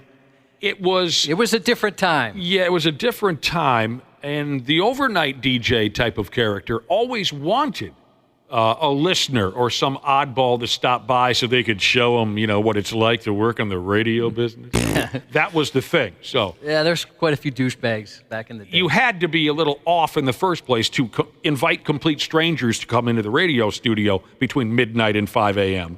But it was like a let me show you how big my D is type of a move. Those guys were always kind of the ones with the biggest egos, I thought. They were nuts. Yeah, the ones that kind of treated everyone else poorly, like they were the hot shots. Back in the day, the overnight DJ really, a lot of them really scared me. They were scary people. They said scary things. They did and said scary things. The only other time I showed up drunk, I know, Nick, you've been in a similar situation, was when I went out the night before. It was my birthday and got a little inebriated. And I don't know, I thought, well, I'm going to get about an hour and a half of sleep off, and then I'll go into work. And on my way in, I realized I'm still drunk, and I didn't know that could happen at the time. Right. I always thought, well, if you're asleep for a couple of minutes, it resets the clock or something. On FX and Hulu, the 3rd season premiere of The Bear. I know, Dana, you're a big fan, are you not? Yeah, I love this show. I'm so excited. Oh, all you guys like it. Yeah. Never saw it. Okay. Absolutely fantastic. Hands. Never even heard of it. Heard, Chef. The cooking show. Well, not a cooking show. How would you describe it? It's a restaurant show. We need 2 beefs all day. Not a reality series. But yeah, people say that is a wonderful, wonderful show. Couple birthdays today. Rudy Gobert, I think, is 32. 32 years old. How'd you know? How'd you know that? I'm a big fan. Yeah. Boy, he looks like he's 42. He kind of does. Yeah. And he has since he was 22. Yeah. April on Parks and Rec. Aubrey Plaza, 40. Hello. Love her. Ron Swan. You remind me of her quite a bit, Ashley. It's the best compliment ever. And I mean that as a compliment. Ron Swanson on Parks and Rec. Nick Offerman, 54. See, Ashley reminds me more of Ron Swanson. Dude, that's an even bigger compliment. I don't even know what it means to be Ron Swanson. You know what? You are kind of a combo. Yeah, you are. Yeah. Sean Hayes on Will and Grace and 1/3 of the popular podcast Smartless, 54 today. Love him. Yeah, Sean Hayes, dude. Oh, so funny. You guys just love everybody. Yeah, we do. Oh, man. Everything's great. I love everything. His character, Jack, on Will and Grace is one of the funniest dudes of all time. He was so good. We're off next week for Independence Day, so how about an early birthday shout-out to garbage truck fixer Jesus, who's going to be 59 on the 4th, and that's 93X News. Care 11's Randy Shaver. Hey, pervert! What are you doing? On the Half-Assed Morning Show. Hulk Hogan in the cage tonight. The winner is the first one over the cage. Hulk, what's it going to come down to in this thing today? Well, you know what's so funny about the whole situation, Reckless Randy, is the fact that there are a lot of Hulkamaniacs in the Twin Cities, but there's only 2 dudes that I know that hold the microphone so graciously. My main man, Mean Gene, and Reckless Randy. Hulk Hogan, live at the Met Sports Center. Thanks, Hulk. This thing's big in your head, man. Look at that. Thanks, Hulk. Yo, Maniacs. Hulk Hogan here, the greatest of all time. And I want to give a special shout-out to my #1 Hulkamaniac, Reckless Randy, brother. I can't believe it's been so long. I can't believe you put your time in. You've worked so hard. The Twin Cities loves you, brother. Congratulations on your retirement. Maybe someday when I grow up, I can be just like you and retire. We love you, Randy. Wow. Yeah, they're putting on a cute little walk down memory lane for Randy Shaver there at Care 11 after he's put in a couple of years of work on their television show last night. Last night they showed some old footage. Hi, Randy Shaver and Brad Ryder. Good morning. Good morning. Last night they showed some old footage of Randy Shaver at Met Center with the Hulkster, broadcasting live from a cage that was already over the top of the ring, getting ready for a big tag team match. I forgot who was in the... Oh, do you have any idea what year that was, Randy? 1980-something, obviously.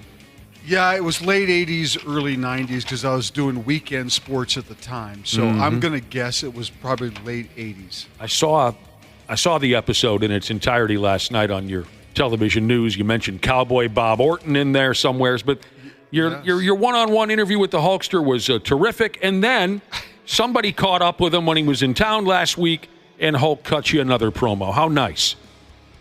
I know. It's very cool. It's surprising. I didn't know that they were going to do that, and he was very gracious, I guess, to do it. So. How many Reckless Randy. Reckless. Cool. They brought that back. Yeah.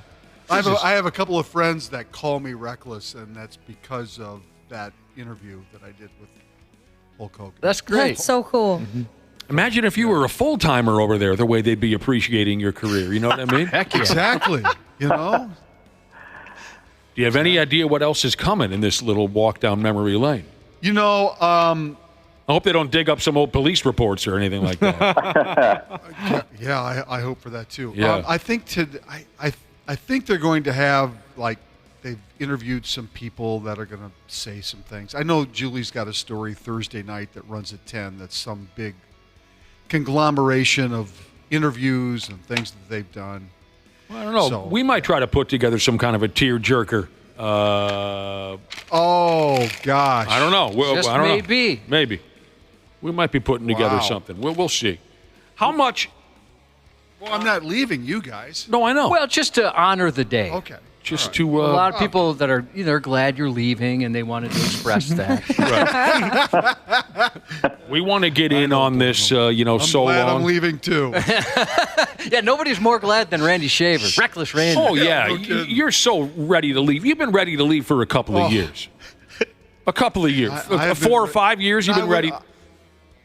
I wouldn't say 4 or 5 years. I would say the last year plus I've been very much ready to go. What, did you come into some money? Did you win some money or something? It's got to be 2020 and everything that's been going on. I mean, did you win some money? I said to somebody, I did not. Oh. I said to somebody that it's kind of like coaching kids' sports.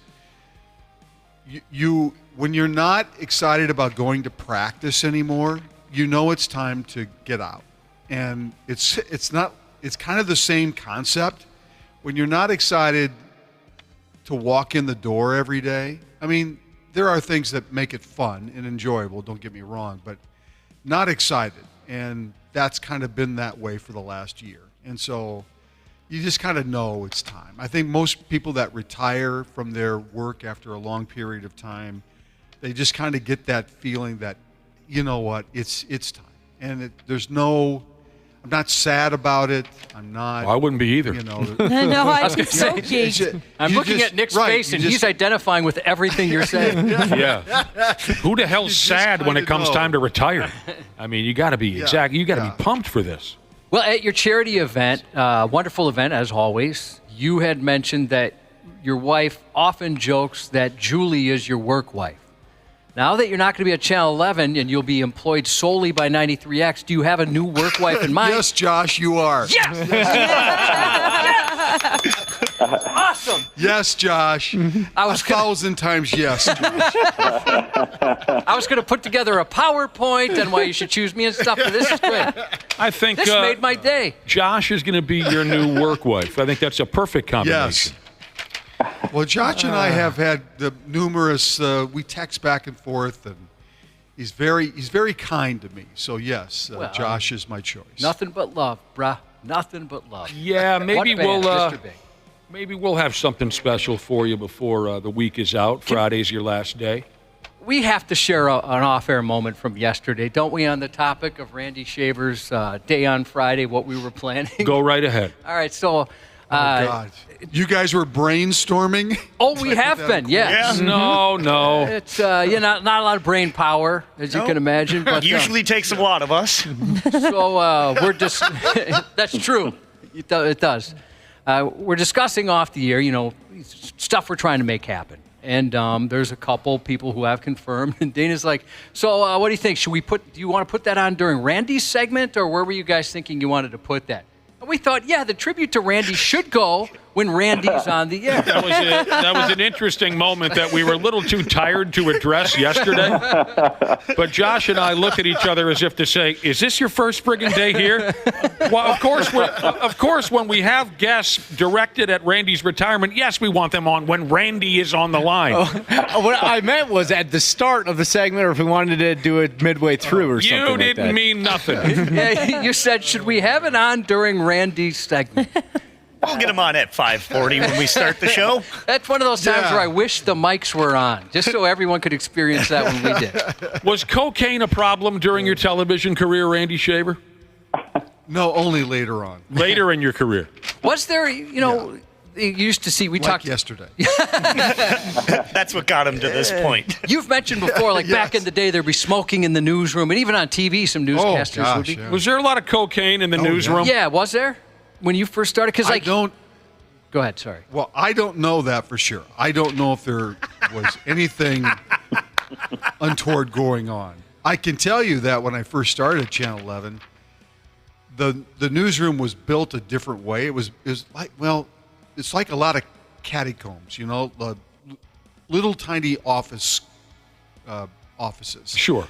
And before they came up with the idea of cubicles and whatnot. Open concept. Right. Well, no, these were cubicles. Oh, yeah. okay. And so it was like a maze walking through it. All right. Right. You were sometimes you get lost trying to get to where you needed to go. But one of the reasons why you might get lost is that there was so much smoke.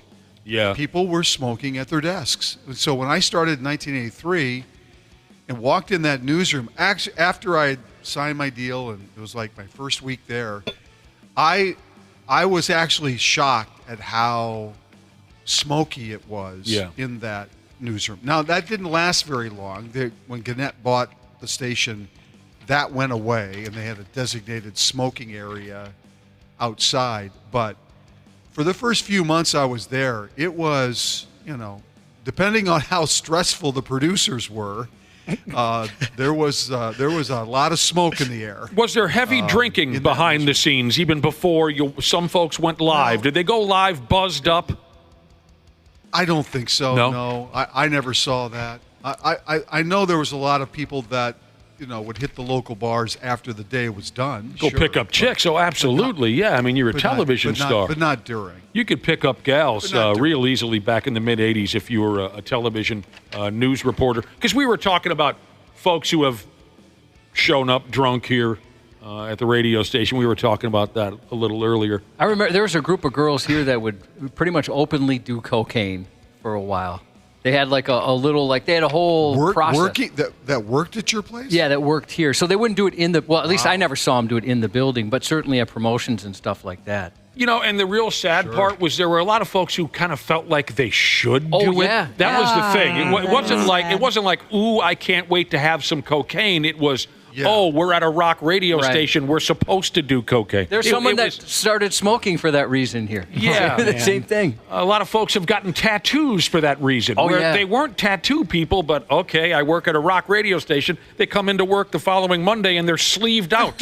Yeah, there were times. What are you doing? There were times when somebody did that, right? Because you feel bad for them because, they did that for the image. Oh, yeah. And you kind of pray you become a Christian rock station, immediately after all those tattoos are put on their arms.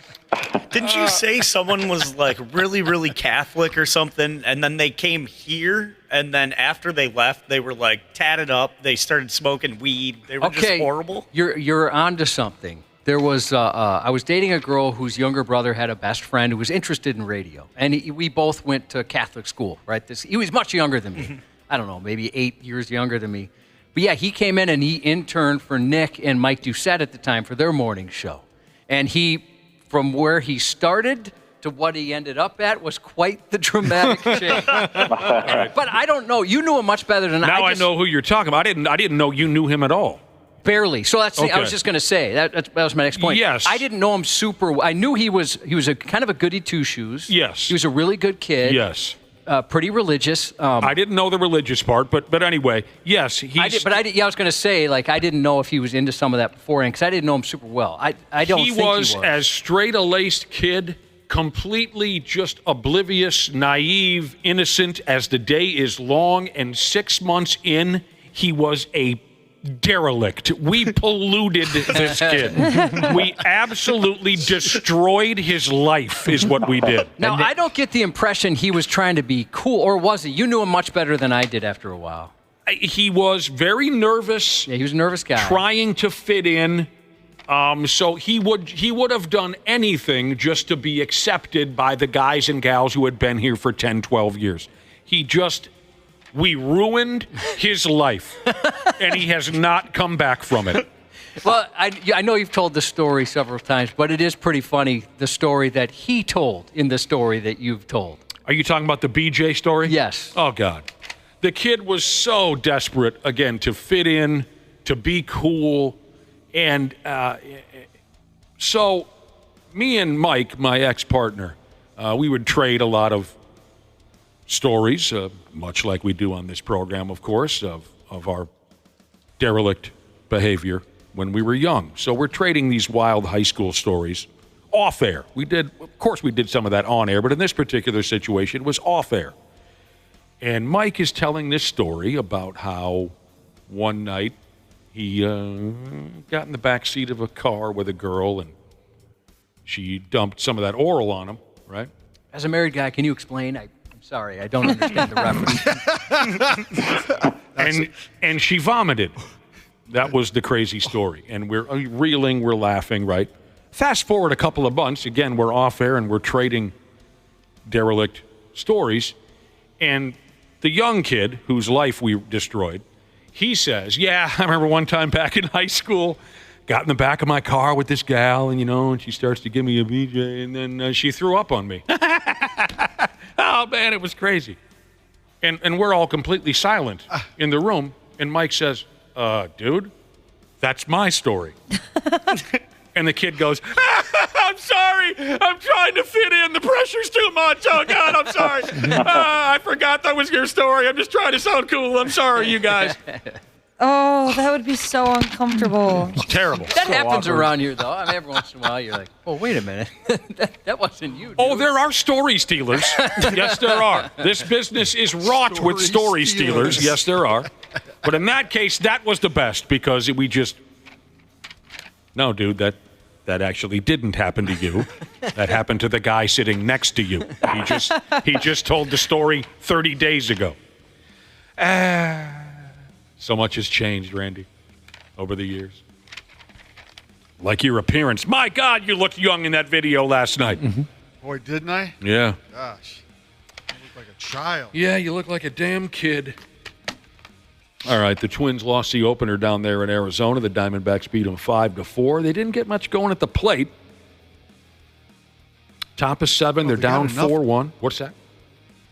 I said they got enough to tie the game. They did. The big home run by Jeffers last night gets them back in the ball game, but unfortunately the bullpen wasn't able to hold things down. Joe Ryan wasn't particularly sharp last night, but did enough to keep him in the game. But unfortunately for the Twins, they lose, and Cleveland keeps winning. They've now won 7 straight, and the Twins are now 9 games behind the Guardians. But having said that, when you look at the wild card standings, and that's important too. Wild card. Much more important when we get to August and September. But when you look at the wild card standings, the Twins are in good shape. So it's not that the postseason is lost because you're 9 games behind Cleveland. All you've got to do is just keep doing what you're doing, and you should make it in there as a wild card. It's not what you want. You want to be the division champion. You want home field. But just getting into the postseason is going to be important, especially a year like this, right, where they made all the changes that they made. They didn't spend the money that people thought they would would and should. Mm-hmm. They've had injuries up and down the lineup. If they can make the postseason with this group and maybe be healthy at the time that it happens, you never know, because that's the way baseball is set up. You just never know once you get to the postseason. It looks like Buck might be heating up. Buck might be heating up a little bit. He had a home run and a double last night. Game 2 tonight, 8:40. Simeon Wood Richardson is going to pitch. The Twins put Chris Paddock on the injured list yesterday. You think he'll be back? That's a good question. It kind of sounded like he wasn't going to be back. The injury sounded a little serious. Yeah. Yeah, I don't know if that's going to happen, and that's unfortunate because he's had his moments this during this season where he's been pretty good. Yeah. They said he's got the old dead arm. Yeah, I mean you got which usually guys like leads to Louis something Varland. else. What does it lead to? A blind date? Oh, yeah, that's what they call it, or the stranger. Yeah, Josh. When they start doing more tests, that usually leads to something else. Some more surgeries or something like that? Well, there you go. They've brought a kid named Ronnie or Roni Henriquez up from AAA. Not that he's going to go into the starting rotation. They're going to figure that out later, but an extra arm. Probably going to spot start for right now. Yeah. Gotcha. Chris Paddock, yeah, bastard. I mean, I feel bad for the guy because injuries just keep knocking him around. Speaking of the old days, ever since I saved a baby from a terrible death at a St. Paul Saints game 20-some years ago, baseball fans everywhere are all trying to match me. And this video that popped up yesterday of an Orioles fan at their ballpark, dude made a barehanded catch without dropping his beer or his cellular telephone. Josh Naylor whacks one down the line and way foul. And caught by the one guy up there who's got a drink and a phone in his hand. What? Got it in the hat?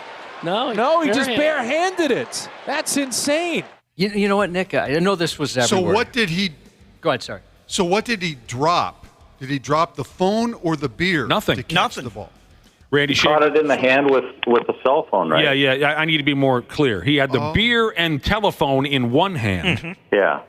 Well, that's... And a spare bare hand, and that's what he caught the long foul ball with. Yeah, I know it was like a big time video. I almost didn't send it simply because you're right. After I watched my life partner holding a spaghetti fork and a wine glass save a little kid with just that reach you had, and the look on the dad's face, he was the most thankful person I've ever seen in my entire life. I have a 9-10-foot wingspan. And it was evident that day. We were at the St. Paul Saints game, and they put us on the field. It was like a buka table. Buka gimmick where you sit kind of just beyond first base, between first base and the bleachers. Yep. They seat you on the field, and we're windmilling spaghetti into our yappers. And there were some other people behind us who were also doing the buka party, right? Yep. And a right-handed batter couldn't get around on a fastball and just scorched one directly at us. I reached up, natural athlete that I am, I reached up with my right hand and pop, I caught that sumbitch barehanded. And big pop from the crowd, right? Yep. What I didn't know until I looked behind me, was there was a guy at the buka table with us holding a tiny little baby wrapped in a blanket. And the guy looked at me as if to say, "Do you realize you just saved my baby from death?" And I said, "Yes, I do realize." It was close. It really, honestly, had I not caught the ball. And he also saved him because he was about to drop the baby so he could get a souvenir. Yes. So you saved, he would have been in some serious trouble with the family had he done that. Did the guy buy you a beer or anything? I don't remember because Josh and I were seated with some real hot mamas. Oh, gotcha. But this guy made a great catch. Some people are calling it the fan catch of the year. He tipped his cap to the crowd. Television cameras caught up with the guy later. And this is what he said. He made this great catch. When the television cameras caught up with him, he said, "Hey, when you're good, you're good." That makes it even cooler. I love that. Sounds like something you'd say. Yeah. I take it he didn't break his phone? That the catch with the phone in his hand? No. See, he had the phone and the beer in the same hand. Yes. In the left hand. And I then, see now. and then he even reached over, reached over the railing, too, and caught it. He had his wife and daughter at the game with him, but they weren't there to see it because they were at the bouncy house. Oh, that would infuriate me if nobody was there to watch it with my in my family. Visiting the kid's real dad. Oh, are you That serious? took a turn. I hope he knows. And he kind of looked like, I do this all the time. He did. I'd be surprised. I'd have to keep staring at my hand going, oh my God, I can't believe I caught that. This dude was a stone cold pimp. Heck yeah, Did he save a baby's life? No, he did not. That's true. But it was a great catch and a great effort. I would have gone, owie, owie, owie, owie. Oh, maybe he did later. Yeah, wait till the cameras were off. The attention kind of faded. All right, I want to go back to this real quick because this is fun. I found this on a website called Bro Bible. Bill Belichick's friends are reportedly shocked that he's currently folding a 24-year-old. yeah, right.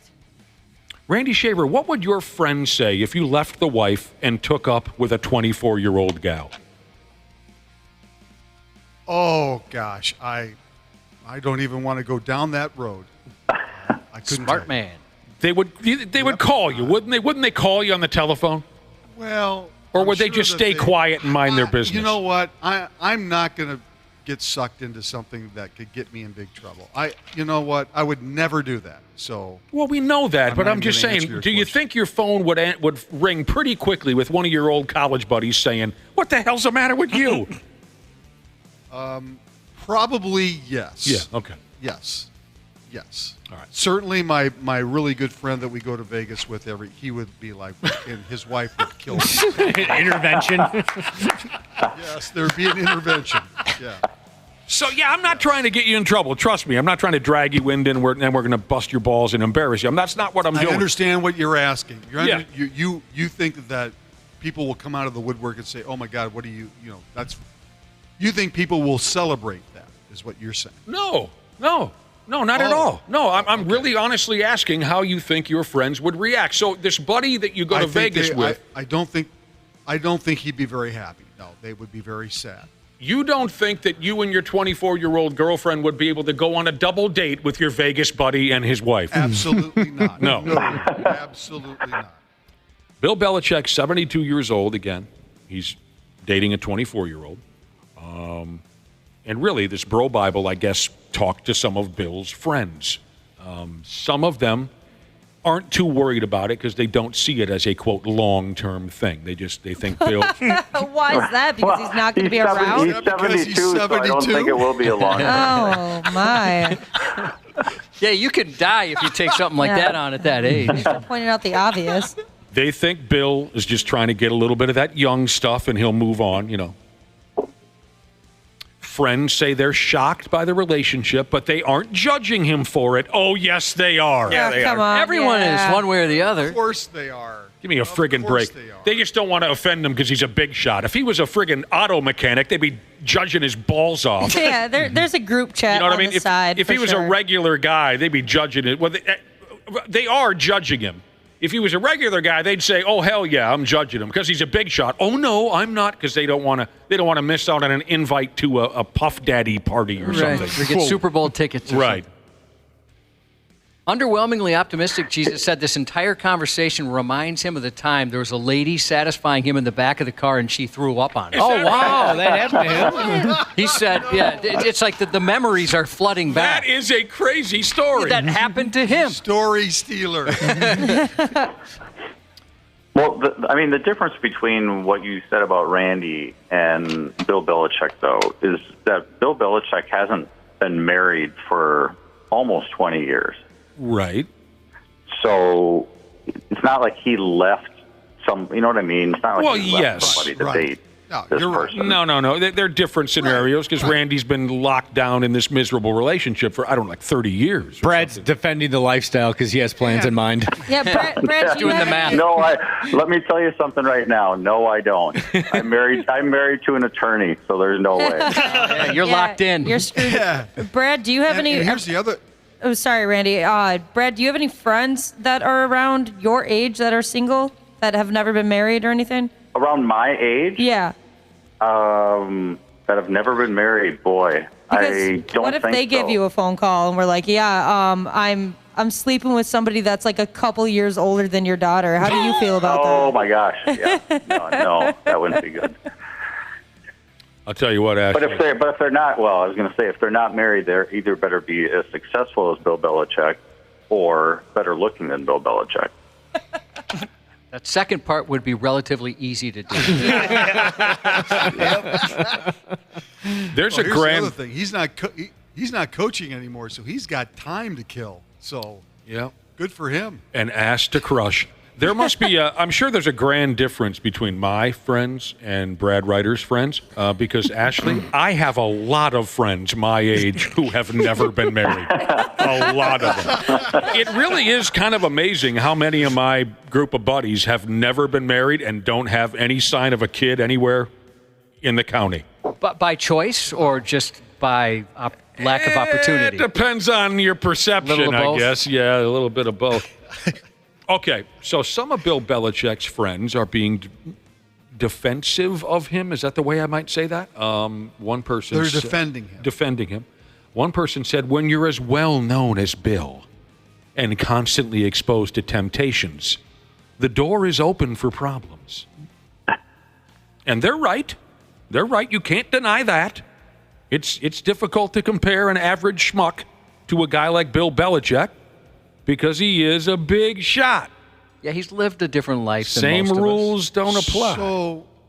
So you said open to problems. That they're not calling this relationship a problem, are they? I think they are. Because I'm sure Bill Belichick doesn't see it as a problem.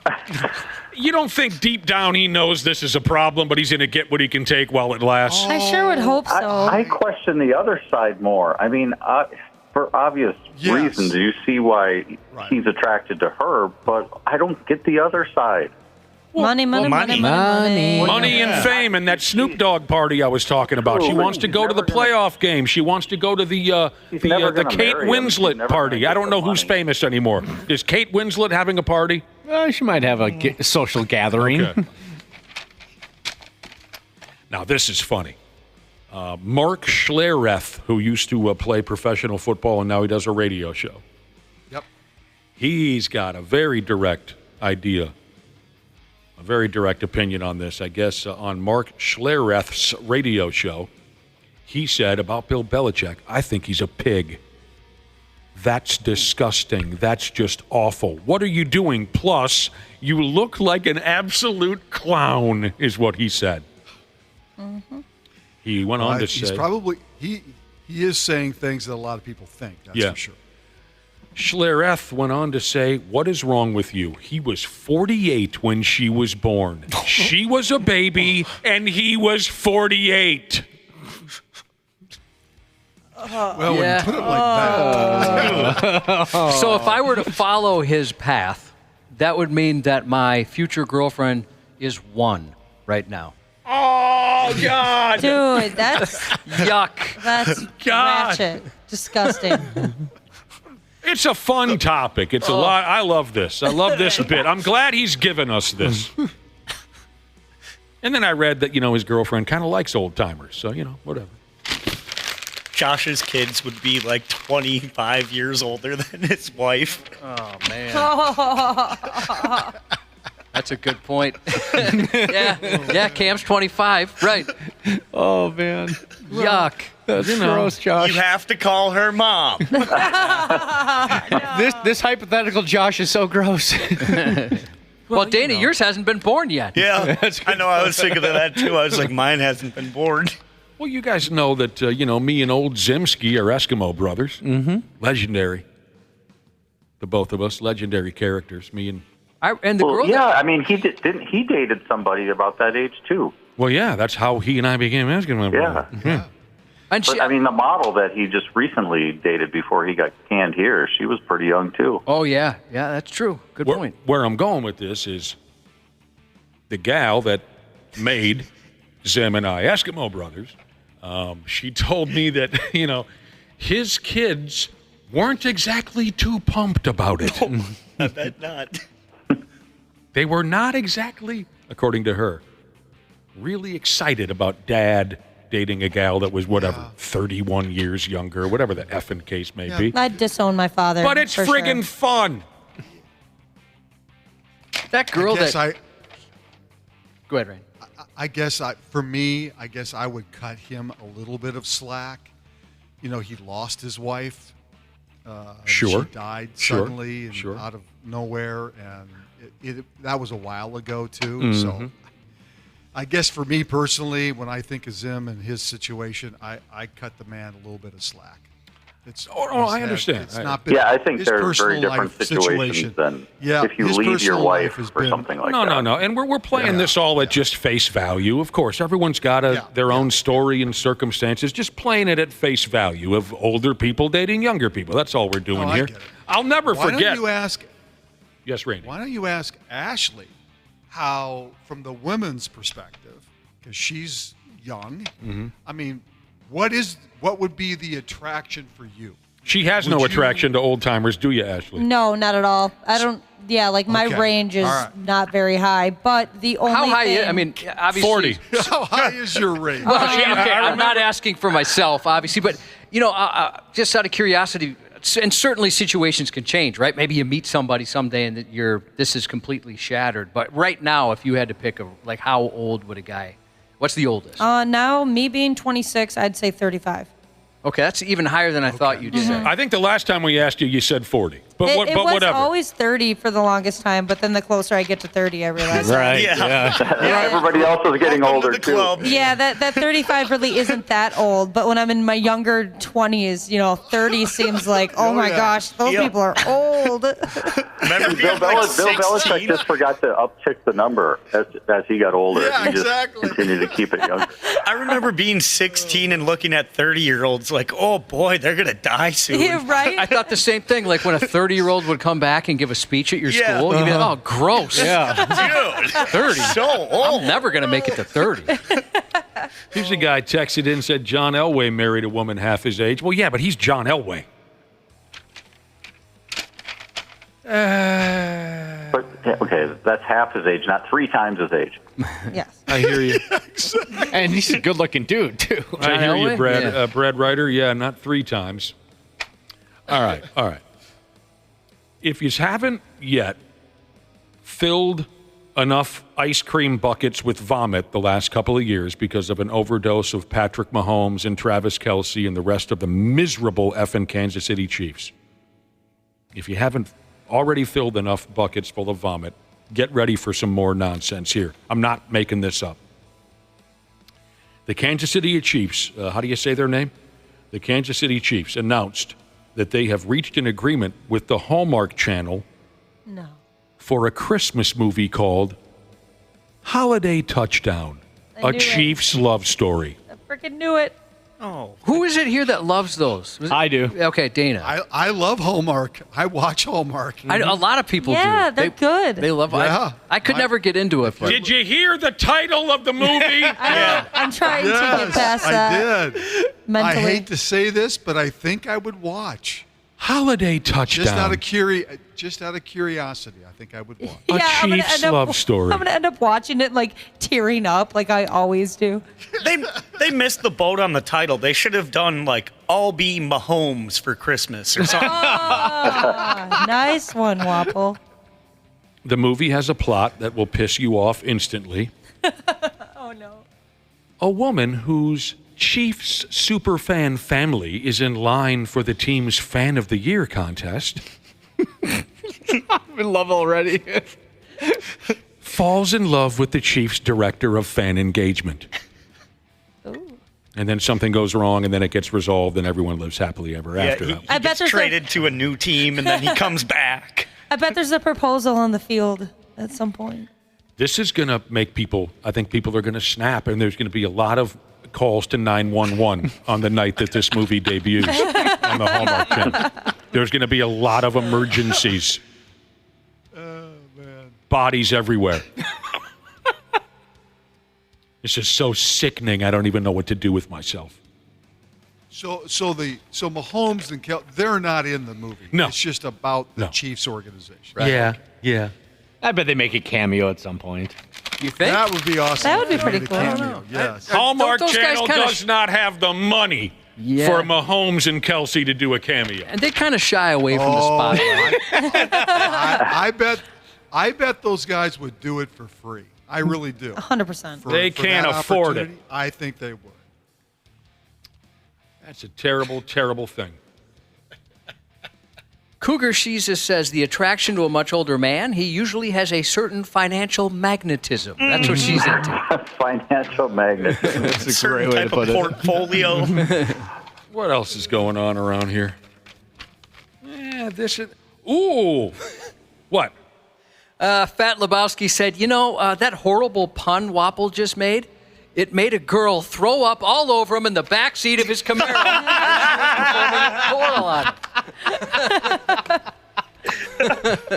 That story sounds so familiar. I know. Deja vu. A lot of that going around. Must be a stomach bug in town. No. Offended Millennial Jesus, my answer to your text is no. He says, do you recall the Christmas movie about the University of Minnesota Duluth Bulldogs? Oh, I watched that one. No? What's right. that one? I can't remember the exact plot, but it was all filmed in Duluth. Had to do with the hockey team, I want to say. I'm leaving my wife. She looks like a bulldog. Is that what it was called? Is it called Mary Kiss Cam? Is that what it is? No, I'm not sure. Let me look. I'm looking it up right now. I definitely watched it though. Yeah, it looks like it's called Mary Kiss Cam. Yay! Where a couple, they meet on a kiss cam and fall in love. Well, F me. Isn't that cute? Oh, it's on Hulu. F me running. All right. You all right, Randy? Yep. All right. We mentioned earlier the Timberwolves are selling tickets like a sumbitch for next season. Finchie's got a new contract, huh? How about that? Yeah, it's draft night tonight too, right? Tonight? I thought it was Friday night. Nope. I think it's Wednesday, tomorrow. Thursday. Is it not? No, it's Tonight and tomorrow. Round one. Tonight and tomorrow, yeah. The NBA Round draft one is on tonight and Round tomorrow two. night. Yep. Okay. It is. They've made it a 2-night event. Oh, that round two is just can't miss TV. Ooh, can't wait. Yeah, that's can't miss TV. So the Wolves are going to draft Bronny James. I don't think so. That's what I read. They hold the 27th pick tonight. We'll see if they keep it, if they move up, move down. They do have a early second-round pick that they might figure out. Is this the last year we have a first-round pick for a while? I don't have that in front of me. I think you're right. Who gives a pump up? I'm telling you what I have in front of me. They're going to draft LeBron James' kid tonight. No, they won't. They are not doing that. Okay. They are not. Josh, Okay. remember this now. I'll remember you said this. They are not drafting LeBron. Is his name Bronny? Yes. Well, then it says right here, Wolves will draft Bronny James tonight. They will not do that. Bronny James really has to be the only focal point for this draft, right? It's not like there's a Wembanyama or something where that. What are you, everyone's going Clark nuts. Kellogg? All of a sudden, since when do you ask questions like that? I don't know. You just kind of transformed into Clark Kellogg. There we go. Well, I've never heard you sound like Clark Kellogg. Actually, he's not wrong. The players that have been talked about at the top of the draft has changed so much over the last 6 months because there's not a clear consensus, number one. I didn't say he was wrong. It's just I've never heard Wapple talk like that. Did you hear what he said? Is the focal point of this draft really just... He's growing Did you read that off of ESPN.com? No, I didn't. That was so non-Wapple. I've heard you sound like Michael Cole. I've heard you sound like... what's the Canadian guy that wears the funny suits? Don Cherry. Yep. I've never heard you sound like Clark Kellogg. The one guy who might be around at 27 who they might want to take a look at is Cam Christie. Right. He is getting some maybe late first-round type of love right now, so maybe. What do you think about that, Wapple, draft expert? Oh, yeah. That's a good one. That's more like it. That's a good one. Yeah. I just haven't heard, the draft snuck up on me. It was like, oh, holy crap, that's already next week or something? Yeah, Cam Christie's a talented kid, but they're not going to be able to draft Cam Christie because they're going to draft LeBron James' son tonight with the 27th pick in the NBA draft. They are not. He averaged 4 points a game last year. in college. They're not doing it. How many points a game has his dad averaged over the last 20 years in the NBA? Well, my dad was a successful farmer, but that doesn't make me a good farmer. Brad Ryder, have you not followed any of this? LeBron comes here to play with his son. Yeah, we drag a couple of titles out of him before he's done. What are you guys new to this? It's not going to happen. Did you see Snoop Dogg run the 200-meter race? 52 years old, 34.44, 200 meters. What did he say? How fast did he run it? At any rate. 34. 44. So they got the U.S. trials going on, track and field. Snoop Dogg is going to be part of the broadcast team when they go to the Olympics in Guam or whatever where are they doing the Olympics? Paris. It's in Paris. Very close. Not Guam. So they have Snoop Dogg at all these. So he went ahead and ran the 200-meter, and he did it in 34.44 seconds at 52 years old. I thought he looked pretty good. I agree. That's actually not bad. No. To be honest with you. No. He looked pretty good. We're about to see right now, they're about to get to dipping, ripping, riding, slipping, and hopefully not sliding. Jumping over this hurdle. In the water. Oh, get up out of there. Oh, they coming behind him 7-8 deep like horses. I love it. Bunched in and they running slow, but he jumped on the top of the hurdle. You can do that? That was a cold trick right there. I like that one. He went off the tippy top. Cold trick. And then they hand him $250 million. Mm-hmm. Yeah. You say some things that are out of the ordinary for regular sports conversation, and they hand you $250 million. That all started when he was doing the NHL, right? That's when people fell in love with it. I think so. Correctamundo. Well, that's about it, for Christ's sake. That's about it.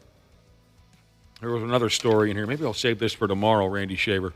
It says here, fantasy football isn't good for your mental health. Let's save that for tomorrow. Probably true.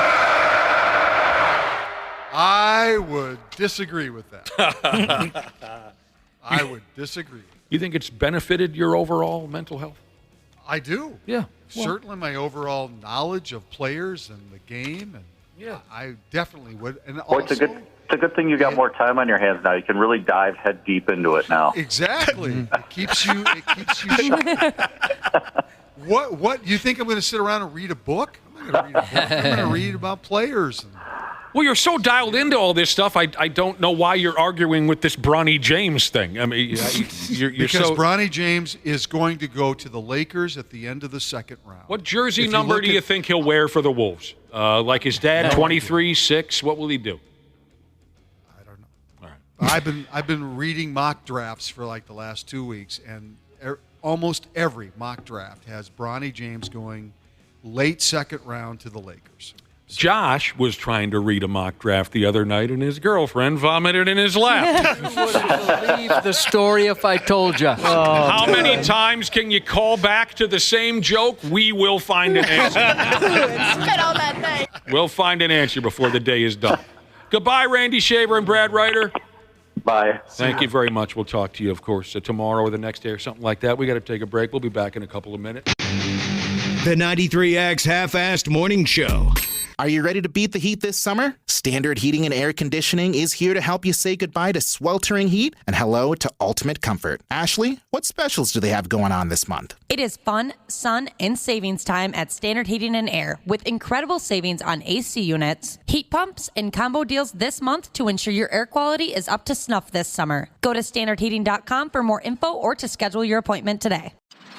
Hey guys, welcome to the Candy Valentino Show. I'm Candy Valentino. I was a founder before I could legally order a drink. And for more than 2.5 decades, I've built, scaled, acquired, and exited multiple businesses in diverse industries. Now my goal is to help you by sharing the knowledge that I've learned, the mistakes that I've made, and the wisdom that I've developed over my journey. Bi-weekly episodes every Monday and Thursday. The Candy Valentino Show, wherever you listen. The 93X Half-Assed Morning Show. Yeah. What a damn situation we found ourselves in here on the 93X Half-Assed Morning Show. What a damn deal. It's 8:32. Hope you're having a good morning. What else is going on? I wish I knew. I completely misplaced. I wanted to give away some Booze Cruise tickets. Oh, I can help here you it out is. there. Here it is. I got it. We're still trying to put carcasses on the boat. Text ICE, I-C-E, to 651-989-9393. That's our Luther Bloomington Kia text line. Text ICE, 651-989-9393 for your shot to win tickets to the Independence Day boat cruise. 2 days from now, Friday. What do you call that body of water again? The St. Croix. Thanks to the folks at Stillwater Riverboats. Good luck. Maybe we'll see you there. Maybe we won't.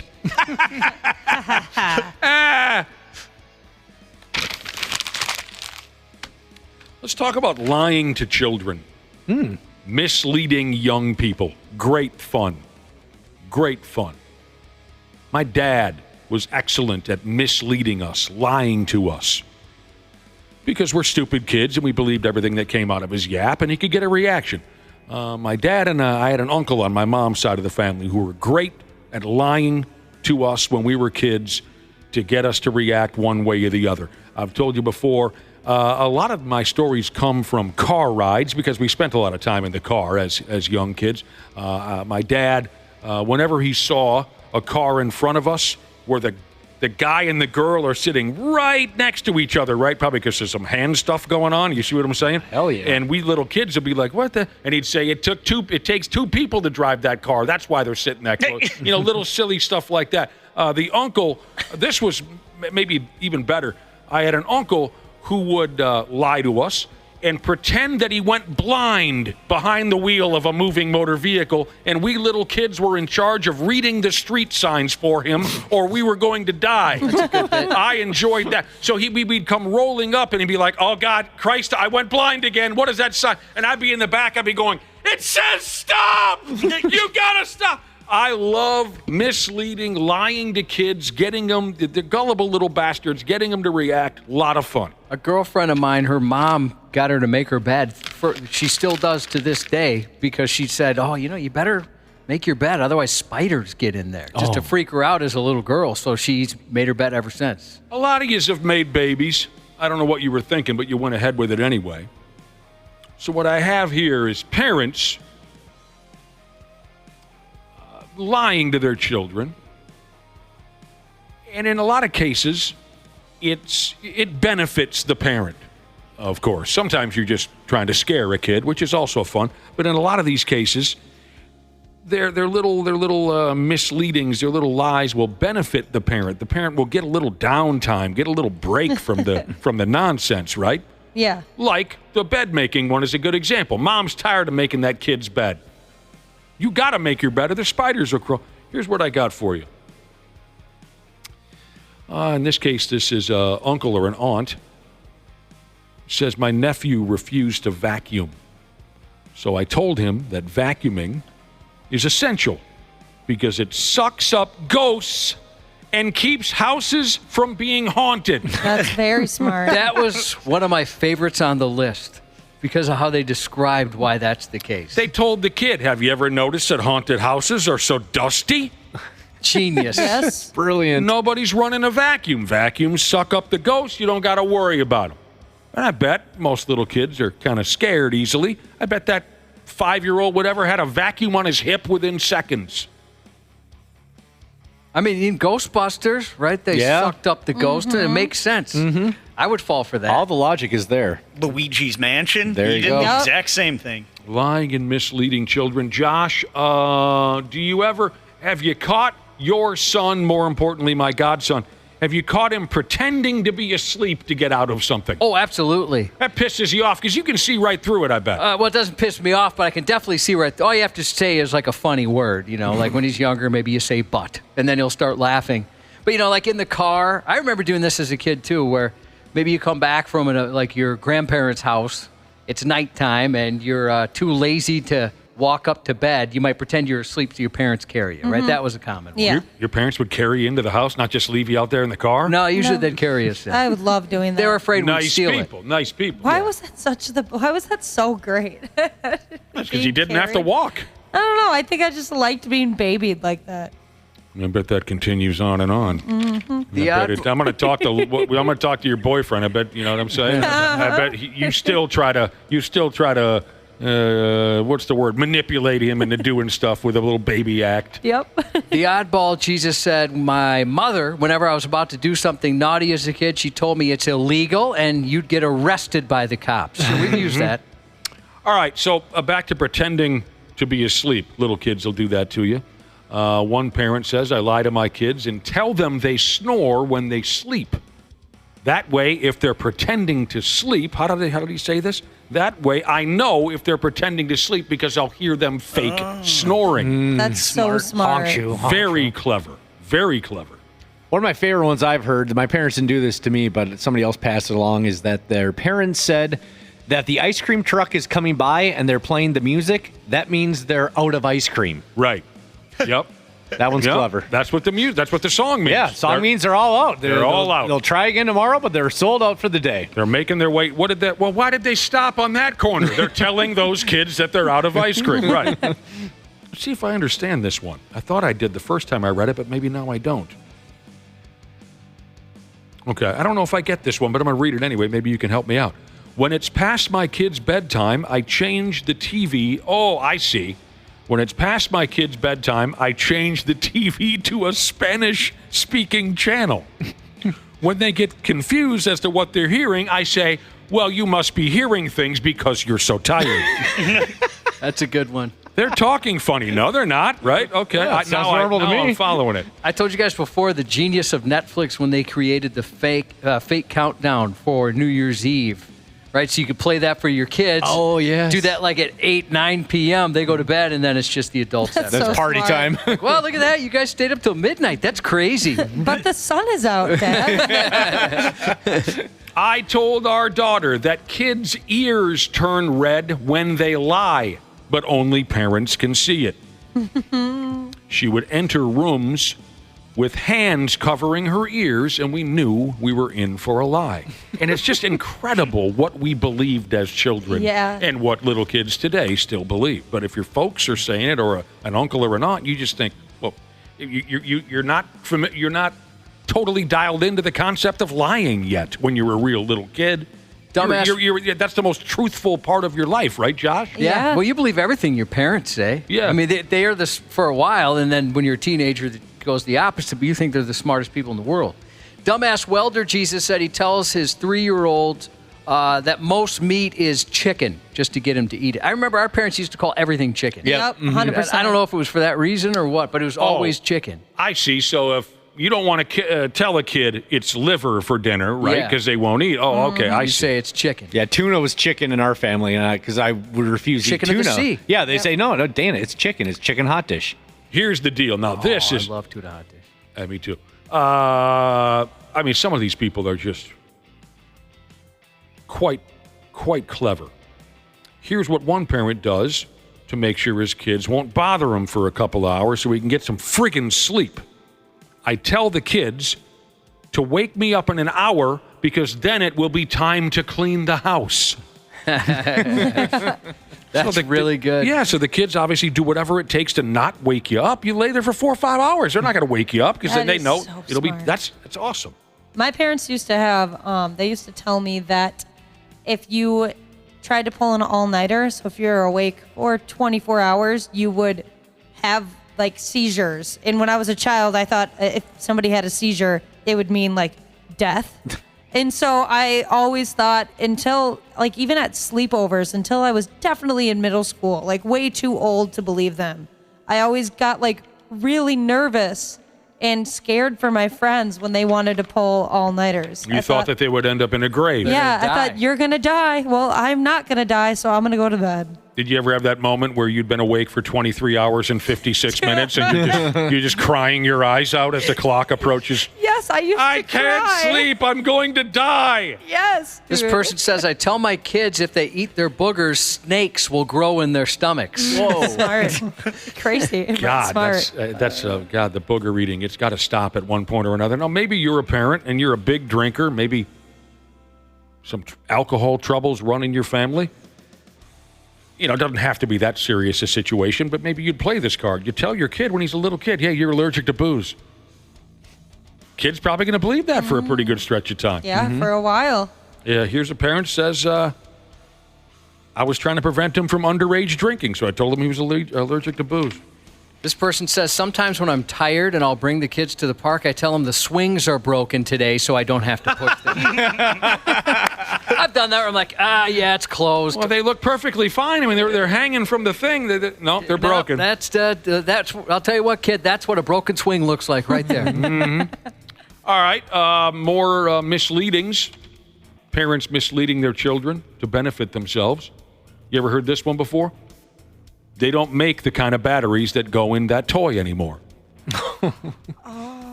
Kid starts playing with a toy, probably a noisy one. You get friggin' sick of it. Batteries run out. You can just tell, yeah, they don't make the batteries for that anymore. I was warned about that. When friends started having kids, that not to buy, because I would say, oh, look at that, that's noisy, lights up and stuff. The kid would love it, and I was warned, don't do that. The parents are going to hate your guts. Oh yeah, no, I did it on don't do purpose that. a few times. On purpose, On you did? purpose, a few times. I gave a friend of mine. I gave their child the noisiest toy you could. Hell, my brother's got a son now that's in his 30s or something. I have no idea. He's much younger than that, 20s. When my brother's son was a tiny little boy, and really finally at the age where he could, play with different kinds of things.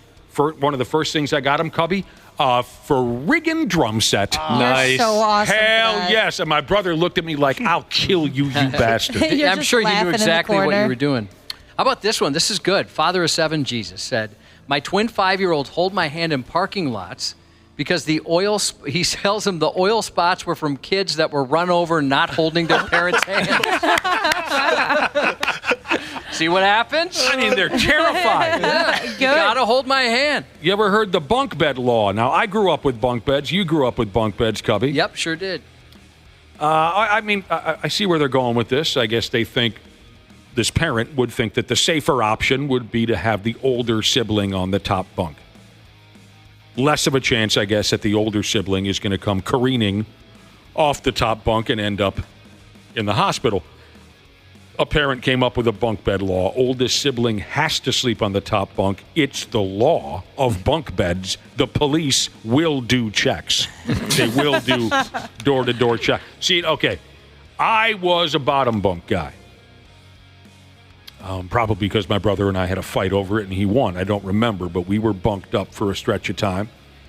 Being on the bottom bunk, it isn't as lame as you think if your sibling on the top bunk continuously falls out. Then it is nothing but effing laughs. My brother would come sailing out of that top bunk sound asleep. For a stretch of time, it seemed like once a week. And I would lay awake with my eyes open to wait and watch his carcass pass by quickly on the way to the floor. And one time he completely rang his skull off of a counter or something. What do you call it next to a bed? A bedstand? Nightstand? He rang his skull off the nightstand. It was the time of my life. It was absolutely awesome watching that happen. So you didn't have a guardrail on that thing? He did, but he'd blow right past it. Oh, wow. Yeah. Well, my impressive. folks bought like the 32-cent guardrail that wouldn't stop a 5-pound baby. But my brother, right through, when he hit his head, good times. Walks on pool water, Jesus is very appreciative of this conversation. He says he's expecting his first kid, and he appreciates all the tips. Yeah. Write it down. You're listening to the radio. The 93X Half-Assed Morning Show. Oh, I'll tell you what, many of you are liars. And you're lying to young, innocent, impressionable children, and I think that's terrible.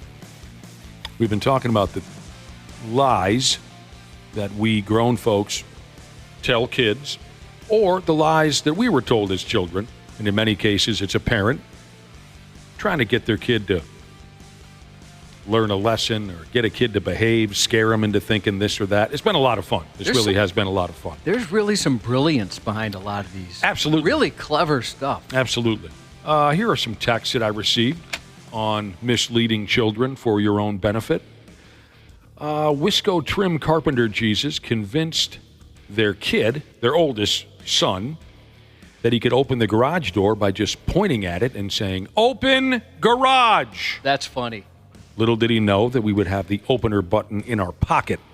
How cool would you feel as a kid? And you're probably telling your friends, none of them believe you. Yeah. Right. You have that power? Now, Wisco Trim Carpenter Jesus said, this lasted until he was about 10 years old, and he's the smart one. 2 pumps and a squeeze, Jesus said his parents used to tell him their dogs could talk, but only to adults. So the parents would tell on them if they were being naughty when they weren't in the room. Oh, that's good. That's really good. Well, I've told you before, my folks told me that Mr. Rogers could see me through the television screen. And so that way they could leave me alone in front of the Mr. Rogers show. And, the idea they were pushing on me was, don't F off. Mr. Rogers can see you. Yeah, that's kind of the same concept behind the elf on the shelf during Christmas. yeah. Mm-hmm. Some of this stuff we never had that growing up. No, didn't me either. either. It wasn't really around until. No, that's a recent thing. Yeah. It seems recent. Yeah, well, there's Snoop on a stoop now, right? Yeah, thing's serious. Snoop Dogg. Kids take that elf on the shelf thing very serious. I've heard it's a pain in the ass for adults. Remind me to ruin it sometime. Don't you have to move it? Yeah. Yeah, Got to find a new place for it every night. When it is, kid touches it, you're screwed, something like that. it is funny because sometimes my buddy will send me a Snapchat of one, and it'll be the elf on the shelf and then the woman elf on a shelf, and they get into some things. Oh, sometimes. they do some things to each other? Yep.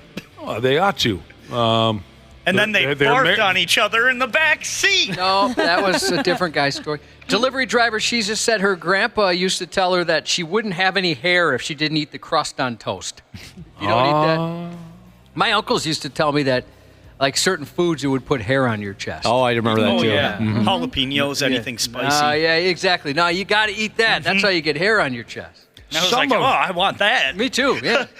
Some of these messages from our listening audience have a sweet tone to them. I believe this is Banker Jesus, Bank Examining. I'm sorry, I can't remember. He says his 4-year-old daughter loves nature and animals, but she was afraid of the dark and afraid of going outside when it's dark. But I told her that an owl's job at night is to keep monsters away. Since then, she loves animals. She fell for that. She's 4 years old and no longer has a fear of the dark. That's great. She'd be safe in our neighborhood. We got a couple of loud-ass owls that hang out in our backyard. He told this same daughter, 4-year-old, they go to Golden Gopher games. He told this same little girl that the W, University of Wisconsin logo, the W stands for Stinky Badgers. So every once in a while when they're walking around together, they'll see someone with that W on a hat or or their chest, and the little girl will say, "Look, Daddy, a stinky badger." That's awesome. I love that. If your kid is a butt picker, smokes your mom's pot, Jesus has a way to stop that. He said he tells his daughters there's snakes that live in their butts that eat fingers, so you better not pick. Oh no! Butt snakes. Terrifying. Which one of you were the butt picker? No, never. Not that I'm aware of. Oh, come on. One of you's over there was a butt picker. No. Still is. Disposable lighter repairman Jesus. Here's one where he was misled as a child. My dad would tell me that roadkill was just sleeping. Oh. Oh, wow, that raccoon is so sound asleep, its guts came pouring out of its own bottom. And it says somebody's just really asleep. And I have one more on my end. It's been fun talking about how we mislead kids to make our own lives easier. This'll happen. 2 dogs start banging at a outdoor family event.